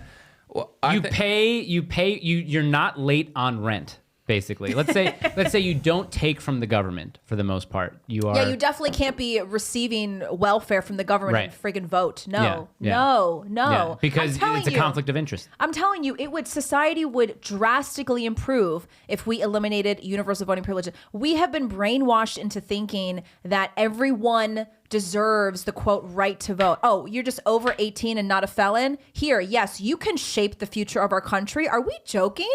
I wonder, do you think multiple parties benefits? When people are like, we have a 2-party system, we got to get away from that. There are plenty of other candidates who run. They just don't get the same exposure as the main 2 parties I personally don't. I'm not behind do you want to have this whole... who is it, like elections like in Poland where they have 14 different parties, or England? I mean, I'm not. I mean, people can change my mind. I'm not on board with this anti-2-party system. I don't really care about having more parties. I just want some moral people to be elected into office. Right. So I don't think that's going to be fixed by eliminating the 2-party system. You know what I mean? Yeah, I think they have pros and cons in other countries, but I think the population, like you said, I mean, when I was 21, I definitely wouldn't have voted properly. If I voted, I don't remember, but I wouldn't have voted the right way, just too young. But as far as like, a country kind of gets what it puts out. And if people are on pills and fat and lazy, you get a lazy government, and you get like, BMI test. even now it's like the country is such a mess where, I mean, that's not to complain, but you have like tens of millions of people that are just totally brainwashed by left-wing media. They're completely just like clueless. They just hate Trump or something. And then you have all these right-wingers that like, they're not really doing much. They're just fighting the left sort of, but like not really accomplishing much. And then you have the institutions on the right that are like gatekeeping any sort of meaningful ideas because they think it's like not enough. So they just become the left because it's like the safe thing to do. And like everybody's kind of caught in this world. That's why like, there's certain people, whether it be like a Ye or a Tate or a Trump when he started, not anymore, or certain people that just carve out their own narrative. They're not playing in the same arena, I think even Matt Walsh did that to a certain extent. It's like, all right, this is my thing. I'm sticking to it. This is like, I'm not just riding Trump's coattails and running for governor. Like, this is my thing, and I'm going to make sure I get through to it. There needs to be more people like that for sure. Just with like a real narrative. Like you're saying, even these things, how to crack through on the right, because they're trying to keep this stuff out because it's like too, it's like too edgy. Like everything's too edgy now because everything's so fake. So the faker things get, the more basic stuff is edgy. It's like, so that's why even with like the the Ye thing, I had a convo with a friend where it's like, obviously, like, you could have done that better, this and that, but it's like, bro, like, there's some people that are just throwing the chessboard up because this game isn't going anywhere. So it's like, sometimes it takes like something a little too wild to like recenter where things are, because we're so far gone that like everything that's right is wrong. And it's just like, yeah, that might be right, but like, we're past that now. Like, it's too late. It's like, all right, like, so how are we ever going to get back there? It's going to take some people being bold and like, you know, too far. But I don't think it's really that unpopular. I just think like if you put, say, if you put Nick on television every day like Sean Hannity, dude, they would like him just like Trump, you know, like for sure. For sure, because he's also hilarious. And people don't even give him a chance. If you just spend 5 minutes listening to his show, he's one of the funniest guys on the internet. Right. And I feel like everyday people, just everyday Americans, middle Americans, I think they would find him to be so funny and relatable. But he's never. I'm just kind of not blackpilled on the whole. I just think the government, the way that's run now. I mean, call me a radical. I just think it's insanely corrupt. So that's why I think about any other option or any other sort of system that we could have. I was just thinking about, how does the Pope get elected? The Pope gets elected by bishops and cardinals who vote him in. It's like, okay, what if we brought that system to the U.S.? Oh, who would vote in a president? Congressmen and senators? No, because they're all corrupt and they could be bought off. Okay, so then who now votes for president? Oh, the people do.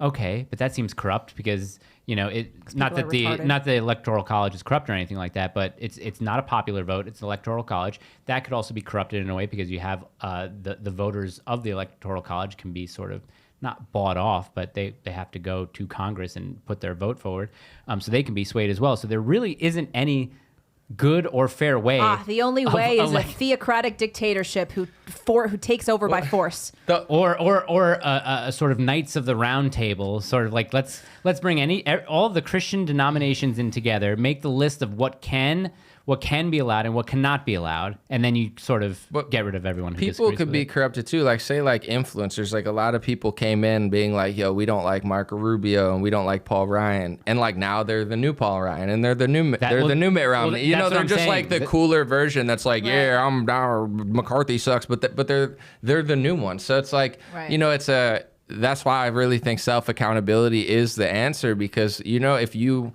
want to fill that void, you have to become that void. And 99 out of 100 people don't. But when you do, and when you walk in truth and walk with God and do something special and great, you know, that's when you become this polarizing or like magnetizing figure that people will listen to. And, you know, you could like rise the ranks really fast, but most people are not being that and doing that. So, you know, you just got to become it. And because I'm kind of on the sense of like, oh, well, these people are bad. If we got this, it's like, I don't see that many winners out there, you know? No, even really. like, so it's a tall task to. Black Ortho Acolyte says, theocratic monarchy, this woman's based. I'm not, I mean, like, we're not joking. Like, a lot of people might think that we're just saying things to either get views or to sound edgy. Like, we really believe it. Yeah, people think I'm trying to be edgy and radical when I say we should abolish universal voting privileges. I'm not. I mean it. I'm serious. That's the number one thing that would move society forward. Okay, if you could right now, this is like a hypothetical. Sure. Who would you put in? Who would be the leader that would restore order if they had the power and ability? Does he have to be a politician, or it could be anybody? No, it could be anybody. Yeah, who do you? But it's got to be like real. It can be like Jay Dyer, Mickey Mouse, or something. Oh, Jay! I think Jay would be a good one. Yeah, I don't know who that is. Oh boy. Jay would be a good one. He would also be funny. Right, exactly. No, I think if we're talking about an actual... No, I mean, it could be anybody. Just who do I think... Listen, I'd love to see Ye in there. I really would. I just think that it would make everything too much of a spectacle. And like I said, like, you know, medieval grind set. I just want to hear that things are going good, and when they're not doing too well, I could just say I'll pray for it. So who do I think? Yeah, I don't know. Fick? No. No, it'd be great, but while you're thinking, I just want to say, like, rereading history and just like kind of tapping into to stuff I didn't learn in school, you start to realize that, like, you know, the two things that the left hate the most, like, it's like fascism and Nazism. You know, these are ideologies that are not hundreds of years old. I mean, the Nazis were World War II. Fascism, I think, was early 1900s. Like, the thing that they never bring up, which is unfortunate, it would be like me getting punched in the face at a bar after I started 15 fights. And it's like, it doesn't make it right, but you do need self-accountability. And it's like Bolsheviks and communists, they killed millions of people and just destroyed entire countries for like 100 years. And then these like fringe movements come back where it's like, you know, I'm not saying those two are going to come back, but you get to this point where they destroy everything, and you try to stop them, and they call you fascist. And you try to stop it, and they call you fascist. And I love being a fascist. And you try to stop it, and they call you that. That's all they do. Where it's like at a certain point, it's like how, you know, like they call Ron DeSantis a fascist, and he's working within the powers of the government. Like, you know, it's not like he's like, hey, the real authoritarian would be like Zelensky, like banning political parties and consolidating media. Like, no one's doing that. Trump didn't do that. DeSantis didn't do that. But at a certain point, the left, they screech when you try to stop them from doing something wrong. Right. So it's like they almost manifest their own worst enemy because they go so far and they get so crazy that the only thing that works is somebody that just comes in and throws a fit, because like they won't allow anybody to like do it normally, you know? So it's like, I find that interesting where they always in history, I'm not saying they started from the beginning of time, but like for sure they did so much damage. And then there were these like reactionary movements that they would have never popped up if they didn't just destroy and kill and ruin.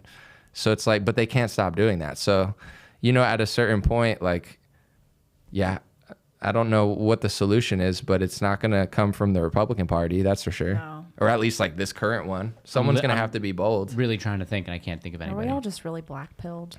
Well, that's the issue with even like saying like, oh, this would work with that type of leader. It's like, who is that? Right, you know, who is that person? But Yeah, us wanting some more morally capable leader. What Right. does that mean? Who is that?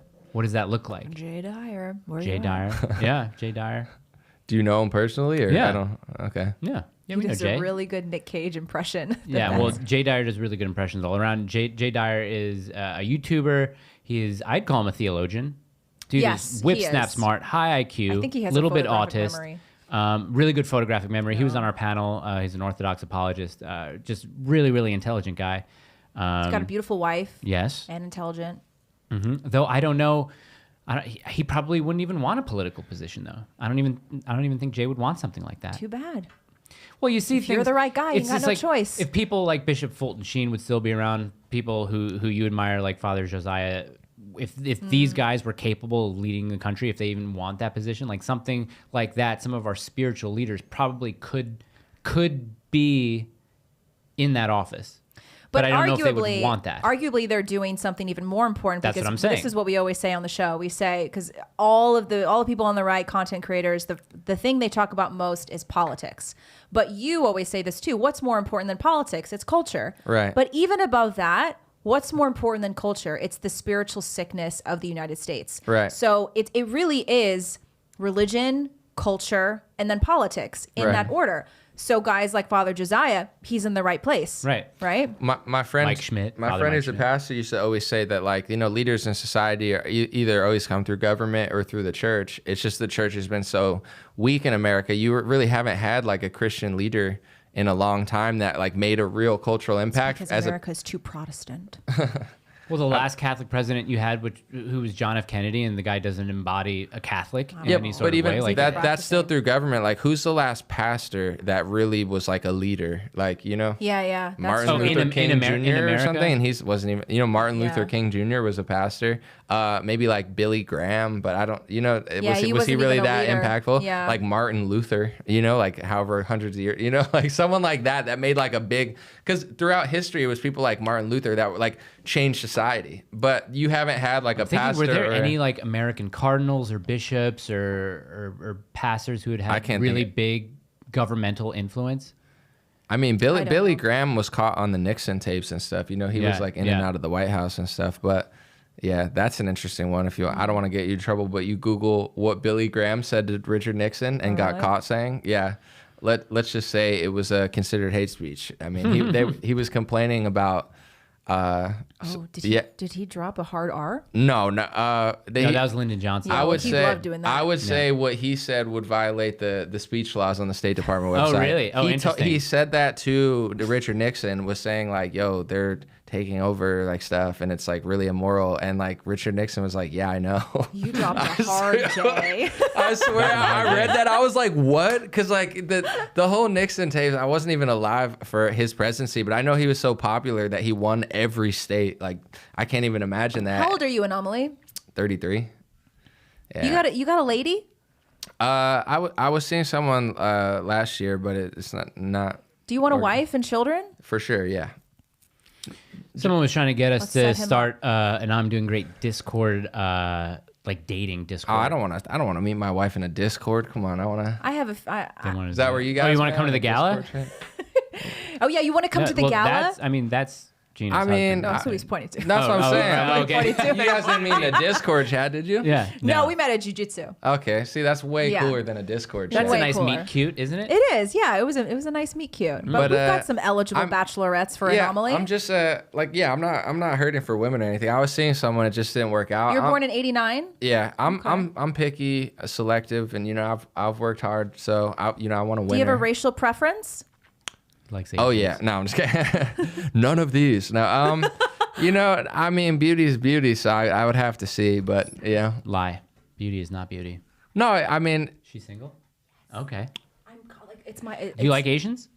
I do, but yeah. Well, she's a mix. She's a mutt. She's a. But I want to say this, like, we'll see, because I don't really want I don't need my wife in politics and stuff. I get in enough trouble for two, so she needs to. She needs to sit. She wants to get married so she can get out. She needs to sit in a Oh, library. really? Seriously, She it's needs what to be in a library, just studying all the time, baking, stuff like that. That's She what bake? she wants to do. Yes. Baking in a library. That's We'll hook literally you up baking then. Gotta in have the a library. kitchen in a library. No. Okay. Nice. I mean, we'll see. Are you texting her now? No, I'm pulling up her photo right now. Look at how cute their well, kids he would knows be. who it. Yeah, I know. It's okay. Look how you make the cutest I kid. can't even Come see. on. Come It's on. holding up to my face. I mean, Well, in due time. Hold it up. Hold it up to him across the. I'm not trying to get a divorce, so gonna I'm kill I'm She's gonna kill I'm me. being picky. Stop. Someone said you obviously said Sav. yeah. Yeah, no. That would be a good little couple. Yeah, I mean, she. Your kids would look Asian. What are you?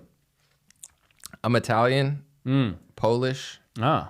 Puerto Rican, Czechoslovakian. Whoa. Too. Little mix, You know yeah. what I watched today? I watched a bit of the Russian, the midnight mass from last year, but the Russian Orthodox Church where Putin was there at the Christmas. Dude, that church in Moscow is insane. Is it? I was getting check it out. emotional. I was Yeah. watching it. I was like, this is beautiful. Apparently, they're building more churches than anywhere in the world. In Russia? I think so. That's Makes what sense. I heard. Orthodox or I was thinking about this and Mm-hmm. I was watching this and I was like, you know what I would love to do? I would love to get involved. Well, they're doing it at the church that I'm going to be going to in Nashville anyway. So they're redoing it because it got damaged by the tornado. Oh. But I would just love to, help raise money to build a beautiful church, Yeah. like a basilica in Nashville. Right. You know what I mean? Yeah. Because there's a beautiful one in St. Louis. I think there's a couple in California that are gorgeous. There's St. Patrick's, but St. Patrick's in New York is really not even, when you think of a basilica, when you think of a cathedral, what do you think of? You think of Notre Dame, you think of anywhere at the Vatican, anywhere in Rome. These places are gorgeous, this Baroque sort of architecture. We need more of that here. We really do. Yeah. Does the government pay for that in Russia? Like the government pays and builds it? I don't know That's a if good I don't know if question. the I church wonder. is subsidized by the government in Russia. Probably is. Does anybody know in the Probably. comments? I would assume so. Do the comments Here know? we don't. Because they don't buy into that silly separation of church and state. Yeah. I hope people are inspired this year because, people used to build great things. Even like cars, they all look the same. I would say like Elon's the new truck is like the coolest looking thing that's Is come it? out, and it looks cool. Yeah, the super truck or whatever. Yeah. Like it's a cool design. It's unique. Everything else looks the same. Can but we like, still support all that knowing how bad cobalt mining is? I mean, I'm just saying. I'm strictly just talking design. Where Design-wise. Yeah, in no, I know. America, it's like people used to build great things, but now everything's like, how many That people can thing? we fit in? Yeah, that one. I mean, you look at it. It's just unique. I mean, you've never seen a car like that. Batmobile. So it's like people need to do that in America. We have 300 million people. No excuses. You know, be creative again. We need to build great stuff. Great churches. Great cars. Yep. Electric cars are psyop. Great. Yeah. I mean, I don't want an electric car, but it's just like you look at every other SUV. They all look exactly the same. Everybody's just scamming everybody. Like how much we build this apartment complex. Everything will look the same, but we'll fit everybody in the squares. Like you used to have people that took pride in humanity to be like, I want to build something amazing. And to me, that's what Ye is. Like he's the type of person. I'm a performer myself. I've done shows. I think I'm good on stage. I have good stage presence. You go to like a Ye show and you're like, damn, this guy's next level. Like you go in, the whole James thing. Turrell The whole kind thing's of a like forest. vibe, He's in a circle with 400 people singing church songs in a circle. They're all the design of it's just incredible. Like he's a real designer. You know, that's why even when he talks about bringing American manufacturing, he's building these domes. Right. He's someone who's not just thinking like, oh, let me build an apartment complex, shove everybody in it, and just scam everybody, and making much money. Like, we need more people doing stuff like that, just like being great. I agree. I want a third generation Forerunner. Someone commented that they don't want to. I will not drive a car that the government can control remotely. I'm not doing the electric. I just think the design is unique. You know, like even Elon, obviously he's got a lot of like red flags, but he's interesting. Same with his tweets and stuff. I'll retweet something funny. People are like, I'm like, why don't you be that funny and I'll retweet you? Like he posts funny memes. He makes valid points a lot. You know, like he makes good points. Yeah. Listen, Hingle McCringleberry says Anomaly looks like Vlad the Impaler in a fresh fit. I got to think what Vlad the Impaler even looks like. Was Vlad the Impaler the inspiration for Dracula? I think so. I don't know. What is it? Let me see. Oh, he's like an ancient character. He's like an ancient character. I think we should get Adriano. Let me see. For like the 1 or 2 times that he says something. I think so too. Yeah, I've never. Vlad the Impaler kind of looks like Weird Al Yankovic a little bit, but I can kind of see it though. Yankovic. I like that because I've been called like Drake. I've been called Cat Stevens. I've never been called Vlad the Impaler. I like Cat Stevens. Yeah, Cat Stevens. Yeah. I see like the old pictures of Cat Stevens. I could kind of see it. Vlad the Impaler's kind of swaggy though. We need to bring back like. What did he do? Just like impale people? Oh yeah, he put them on spikes and stuff like that. Oh, he was Romanian, right? That piece of art. Oh damn. Is he Romanian? Let's see. Go back to the Wikipedia page. I want to talk about. I'm like Vlad the Uber Eats orderer. You know, I'm like 5 generations in the future, lazy, like not he's out. Romanian. Romanian. Yeah. Oh, Romanian. So okay. Bringing up this drip. It's very weird. I saw an Instagram post where this girl was going out with her boyfriend and she was bloated or something like that. So she didn't want to wear her dress. She was embarrassed. So then you gross. So then you cut to her boyfriend, this black dude, wearing her dress, and she was wearing his suit. So I just commented. I say, why can't men be men anymore? And then I had a bunch of all these comments saying, they are men. What's your problem? Why does this have to do with anything? Yeah, but your priests wear dresses. And I said, first of all, no, they don't. They wear vestments. Get it right, first of all. They're not dresses. This dude had a low-cut dress on with his chest exposed, and it was tight around his body. And I said, that's an emasculated man. That's a man who's not happy in his relationship. And that's, one of the big problems that I see who create all the problems in the world are liberal white women. Because, conservative women wouldn't even suggest the idea, hey, can you wear my dress? They did that for the gram and TikTok though, where it's like, yo, if we switched outfits and like that's like a whole like, oh, I love my daughter, so I'm dressing a tutu. And oh my god, that's so cute. Yeah, I love all the videos of like the dads taking. I'm such a good dad. I'm going to take my daughter to Disneyland and wear a dress with her. Yeah, like, and people love that. They love it. It's a huge like meme page. Like someone asked me like, would you allow your daughter to paint your nails? And I would say no. No. Go ask mommy. You can paint her nails because boys don't wear nail polish and girls do. I feel like they're trying to lure you in with that picture though. That's like one of those things that you do for attention online, and that they're waiting for just to get me. They're waiting for you. Well, a lot of people ended up liking my comment. Yeah. Well, I mean, it's the internet. You're gonna have people who see it the same thing and be like, ugh. Well, most of my responses to people who are like, "What does it bother you?" I just said, "Turn to Christ." That's all I say. Yeah. Turn to Christ. Yeah. Christ wore a dress. Did he? Did he though? It's a robe. It's different. These are the same people who say that I'm not even going to say. Oh, Sky Daddy stuff? That our Lord Jesus Christ was trans. I hate even repeating that. But these are the same people who say that. No. They say God is trans. They say God is trans because if God is just God, he's not a man. It's like, yeah, we know he's not a man. That's disrespectful. No, but I want to add, like, okay, go ahead. Everyone obviously, like, conversations, debates, these are allowed. But like, do you think saying "turn to Christ" to someone in the comments, like they're actually going to turn to Christ, or do you think they see that and say like, "Oh, this is why I'm not Christian because I don't like people like that"? I don't care. I say turn to Christ. Because that's what someone was saying to me. Is like, if you're saying that to someone, that's going to do one of the two things that you just said. It's going to either be like, this is why I'm not a Christian, which you have a very small brain if you say, this is why I'm not a Christian because the guy on the internet told me to turn to Christ. This is the same thing. We were watching that Hillsong documentary. There's a new episode of it that came out last night. It? It's on what's the documentary channel? Is it good? Yeah, it's good.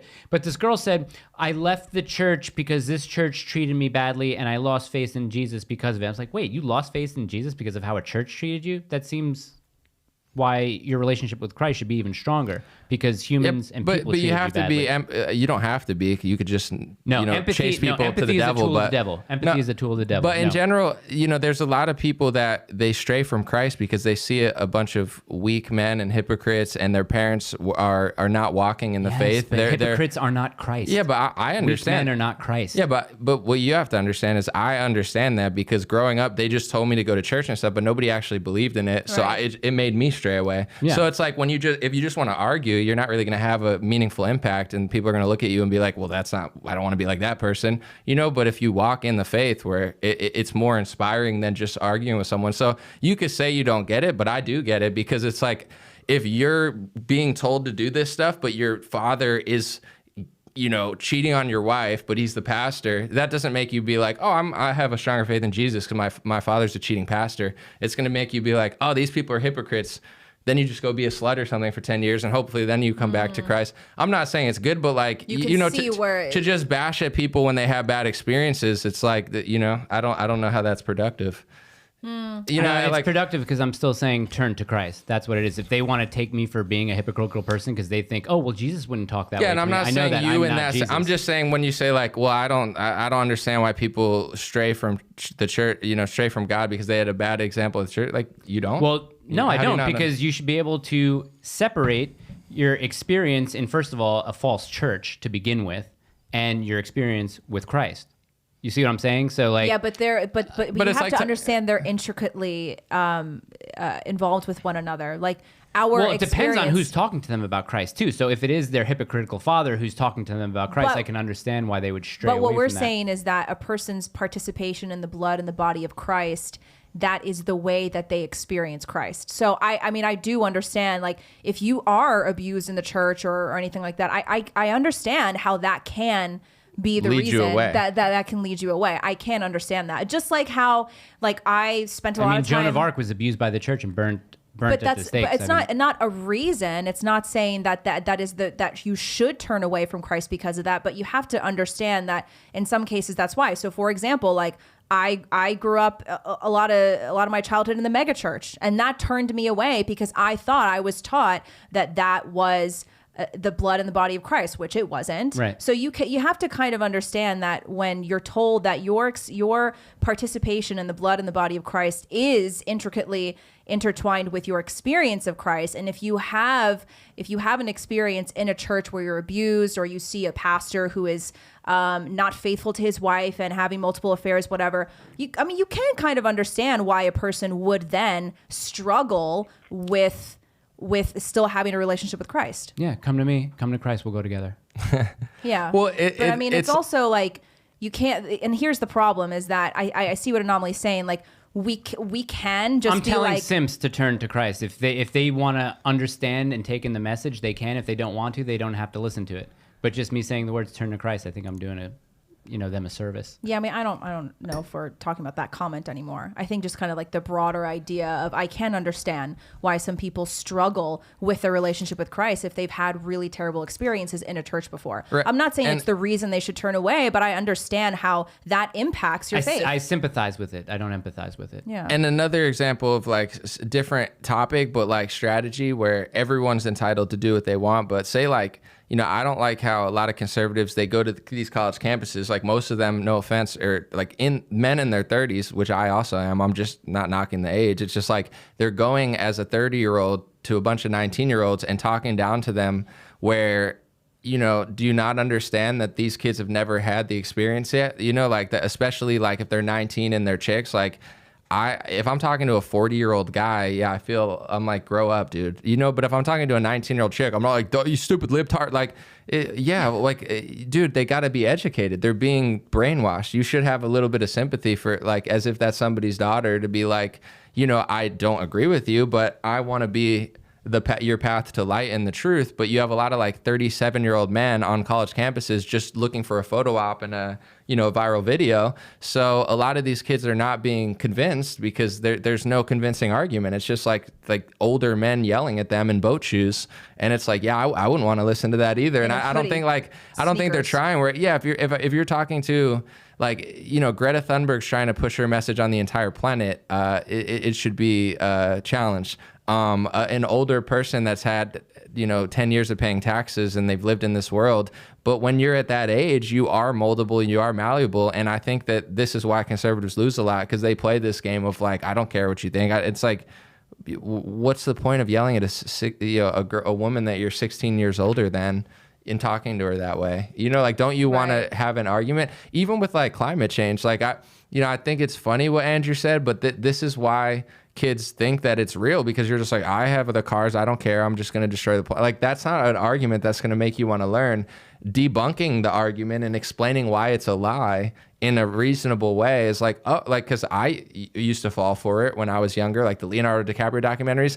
And then I heard really I think like a Joe Rogan podcast or something where he had on somebody that was explaining why. And I heard the facts. And then I'm like, once I started asking questions, it all went downhill from there, because I'm like, it's not a sound argument. So these are ways that it convinced me. I try to think that way because I want to have an impact, and I don't want 90% of the kids to be liberals. So I think that's what a lot of conservatives do, is they just go to college campuses and like yell their opinion. Try to wreck them. But it's like, to me, it's just like, I understand why that 19-year-old chick, I mean, a 60-year-old wine mom like Rob Weiner yelling at CNN is a lot more annoying to me than a kid that I know hasn't even had the ability to pay taxes or their own health care yet. So I think that would help get the message across. And also, it's like, I don't know, I don't fault that, like, someone raised them, you know what I'm saying? Someone lied to them, someone raised them wrong. Or they like, and I get it. Listen to the music and everything. School system. Everything's a lie. So I think I think you're being a little bit too kind. I mean, that's why I got 1 billion views, and I have hundreds of thousands of left wingers converted, and because it works. It's not too kind. It's like it's the right thing to do, and it's effective. Yeah, because I get a lot of messages from young girls like 19, 20, 21 who, I mean, a lot of them tell me they feel like they were just being talked at, and nobody was really listening to them, or no one was really taking the time to explain why what they believe is wrong. And so a lot of them come into my DMs and they're like, hey, so can you explain this to me? Like, can you unpack the myth of the gender wage gap to me? And a lot of these girls, I actually feel bad for them, because they have been like just made fun of, they've been just dismissed. And a lot of times, like, it's not even so much their fault that they've been brainwashed, because if you think about American culture, like, you are just raised to think that you go to college. That's just like what you do, right? So these young girls, they go to college because they think, and they've been told that that's going to be the way for them to succeed in life.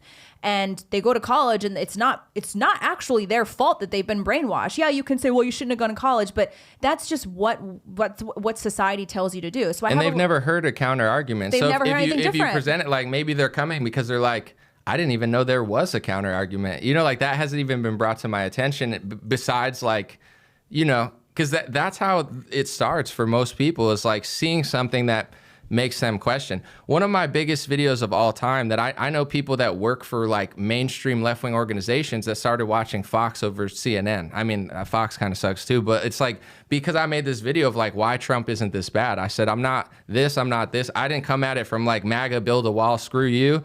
And it got 20 million views, and I got hundreds of thousands of messages. Dude, my parents are now off CNN because they saw it and they're like, okay, this isn't what I thought it was.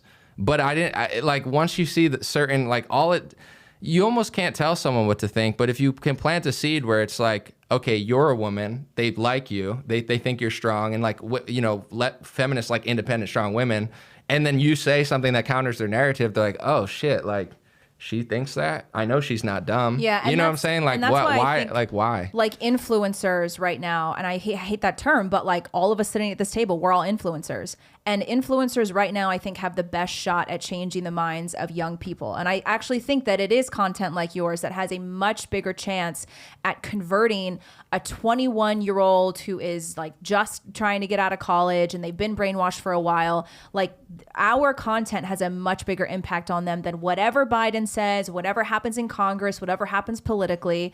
And so I think it's interesting that we do have influence. I mean, I hate the term influencer, but we do have influence. So what should you do to a 19-year-old chick that's just confused? Leave them alone. I mean, what if you cross paths or something and they... Well, give me a situation. I guess just like, you're speaking at a college campus or something, and okay. And it's a bunch of mixed crowd. Is someone asking me a question, or... Yeah, or just in general, like, I don't know, like, what's the message, even without a question, just as far as like, I don't know, ask you a question or pushes back, or is just there to listen. Well, being on a college campus and then commenting on someone's post on Instagram are probably a little bit different.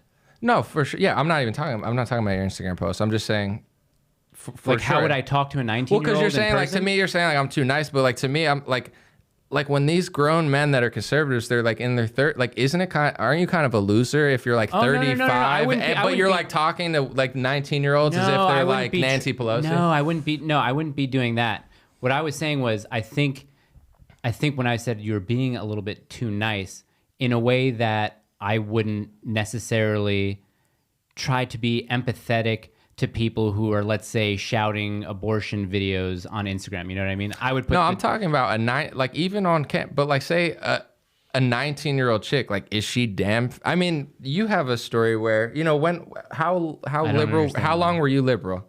Until what age? Like 26, 27. Right. So I'm saying, like, there's would still moldable... Would I chastise Gina in public for being liberal, like at a college campus? No, I'm just saying, how is it too nice though? Because like, these are the moldable years of their lives where this is what I'm saying is a lot of older conservatives look at them and just say, shit on them, get the footage, get out, lost cause. Well, I've done on the street videos with people where I've been more than willing to listen to them and to talk to them politely, and not necessarily be empathetic, but be sympathetic of any situation that they've been in.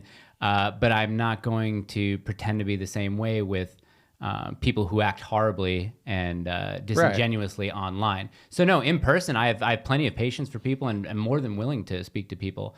No, you're hung up on the comment. I get you with like, I understand online, like people, but here's another thing too, is like online, like the whole thing about online's unnatural, because these same people, like say someone says something really rude to you, right, and then you saw that person in person, like, would they have the balls to say that to you in person? No. Like that's because the whole dynamic's always off online. Everyone's arguing, chirping at each other. Right. But if you put all those people in the same room, like everyone would be like, it wouldn't happen. Okay, like the word. I do the same thing. Someone said like, the word I meant. I could be nasty on Twitter, and then I'm like, wait, let me chill. Yeah. Someone said the word I meant is charitable. You're too charitable, not nice. I guess they would have switch the two anyway. We gotta wrap up. Yeah, we gotta wrap it up. Any last question we should ask him? What do you think? Anything pressing on your mind? Just trying to have a great 2023, life wise, family wise, career wise. I like that you're very positive online. I like that about you. Because Anomalies, he's very you come off as someone who you love life. You're enjoying life. I do. You come off as a happy, content guy. You can kind of feel that with some people. There are some conservative influencers who just seem really angry. Yeah. But Anomaly just seems like he's chilling. He's happy with life. I'm a happy person. God bless. That's his brand. God bless. We lives in Southern California. It's nice. The weather's usually pretty good. Well, I worked hard too. I think there's something to that. That's why even when people complain, I can't really relate where, if things are given to you too easily, you don't always appreciate them. But I worked hard my whole life, right. Now that I've kind of made what I've wanted happen, and gotten to a place where I can do what I love and enjoy myself.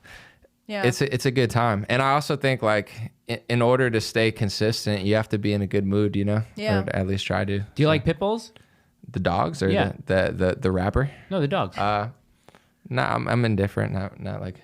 It's an yeah. acceptable answer. I mean, I've watched that whole debate of like some people are trying to outlaw pit bulls. I have friends that have pit bulls that would not want that. I asked my friend that has a pit bull about that. I was like, "What do you think about the people that want to like ban pit?" He freaked out. I'm indifferent in that discussion, but like 15 people were like asking the pit bull question. why Not do 15, they want to know they have It's pit part bulls? of our or- show. It's a Yeah. thing. What do you think, they should ban pit bulls or no? If you No. were also married, we would ask you if your spouse is your best friend, but you're Right. not married. So You're not married. that's another question we ask everyone: is your spouse your best My friend? spouse doesn't exist. I'm gonna cry. Next question. Stop it. No, wait. What do you got? Real quick. What do you think of the pit bulls? They should ban them or no? No. I mean, we talk about it. I wouldn't be against a regulation on future breeding, but I think it's silly to like advocate for taking away pit bulls that Okay. exist now. My first role as I president, do love take pit all bulls. the pit bulls, replace them with ice cream dispensers. John for the Doe would have kids. them all killed off. No, well, for kids, well, now you're introducing artificial sugars and problems with their health. I think ice cream impacts children more negatively than any pit bull would. Give them some steak. All right, fine. Give every kid a pit bull. Give every kid a pit bull. And make sure that the Teach them child is responsibility. mandated to exercise that pit bull twice a day. Be good for them both. Right, I think so. Mandatory pit bull concerts. Everybody has to go see Mr. Worldwide once a year. Yeah, to get ready for the yeah, Spanish it's good invasion. because our fans are split on the pit bull question. I Yeah, think. it's always a fun discussion because people. I would be enjoy fine if they hearing took it. them away, though. I'm not missing the pit bulls, but I'm not gonna take them away. I mean, But if even I any would be pit too, if but any I'd pit be able bulls to are go on if any living. pit bulls are watching, I didn't mean that. Don't come for me. Yeah, Because I don't feel like pit bulls probably do Well, watch YouTube. You're not young enough for them to come for you, so they like them a little. Okay, younger. yeah, true. Who? Pit bulls. Oh, the pit bulls. Yeah, oh, they're right, like right, the right. Or little- older, or like super Oh, old. that's Super right. old. Yeah. So you're Yeah. safe until you like hit 70. They're like they're like warriors, right? They're just waiting for a moment. Yeah. It's like cats. I don't trust cats. You don't, I don't trust trust cats? cats. I love cats. Where's your cat? I haven't. I seen... like cats, but I just don't trust them. They're like Yeah. women, you know. Well, they're emotionally fickle, which women can be emotionally fickle. Cats are like women. They like you when you Also, ignore I hope- them. I hope people. You know when you enjoy ignore this That cats? is video. true. Yeah, that is true. If you give them too much attention, they don't want to talk to you. But you ignore them, then they like My husband kind of ignored me when I met him. I was like, hard to get. That's you're like, wait, why did you ignore me? yeah. All right, say bye, everybody. Thank you for coming on, Anomaly. We really appreciate you coming. Thanks for We having really me. do appreciate it. Thank Tell you very everybody- much. Thank you for having me. We Tell everyone enjoyed where it. to find you. I have a link tree. It's just dreamrarelinks.com. DreamRareLinks.com and Dream Rare on Instagram. And Legendary Energy on Twitter. On Twitter, yeah. I'm always like, I need to log out before I say something too controversial, but then that's all I want to say. So it's like, Controversial stuff. yeah, I'm gonna say it eventually. I might swear, as well even just the say it now. things that I'm like, this isn't that controversial, and then when I send them to Twitter, they are apparently controversial. Everything true is controversial, What and everything turned to funny is Christ controversial. Like apparently saying that moms should be healthy for their kids is controversial. Yeah, people just find any just sort of don't- I don't excuse understand. to get upset, butthurt. That's a new word, absurd. Absurd. It's butthurt and upset. Like you shouldn't Absurd. be obese as a mom, and apparently that's controversial. Yeah. I mean, you shouldn't be obese in general, but you have a lot more at stake when you're a mom, and children deserve a healthy mother who is able to be active with them and teach them a healthy lifestyle. But apparently that's really controversial, and I have internalized misogyny. Who says that? People on Everybody. Twitter. Okay. Everybody says I that. gotta dive into your comments and see all the angry people. Many angry people. Anyway, thank you. Thank you, everyone. Ending the stream. I'm pressing Welcome the to our button new right studio. now. Bye, bye, bye. Bye. I like the blue on the background. Isn't it Blue looks nice? good. Oh my gosh, my legs. How do you like the kneeling chair, Mike?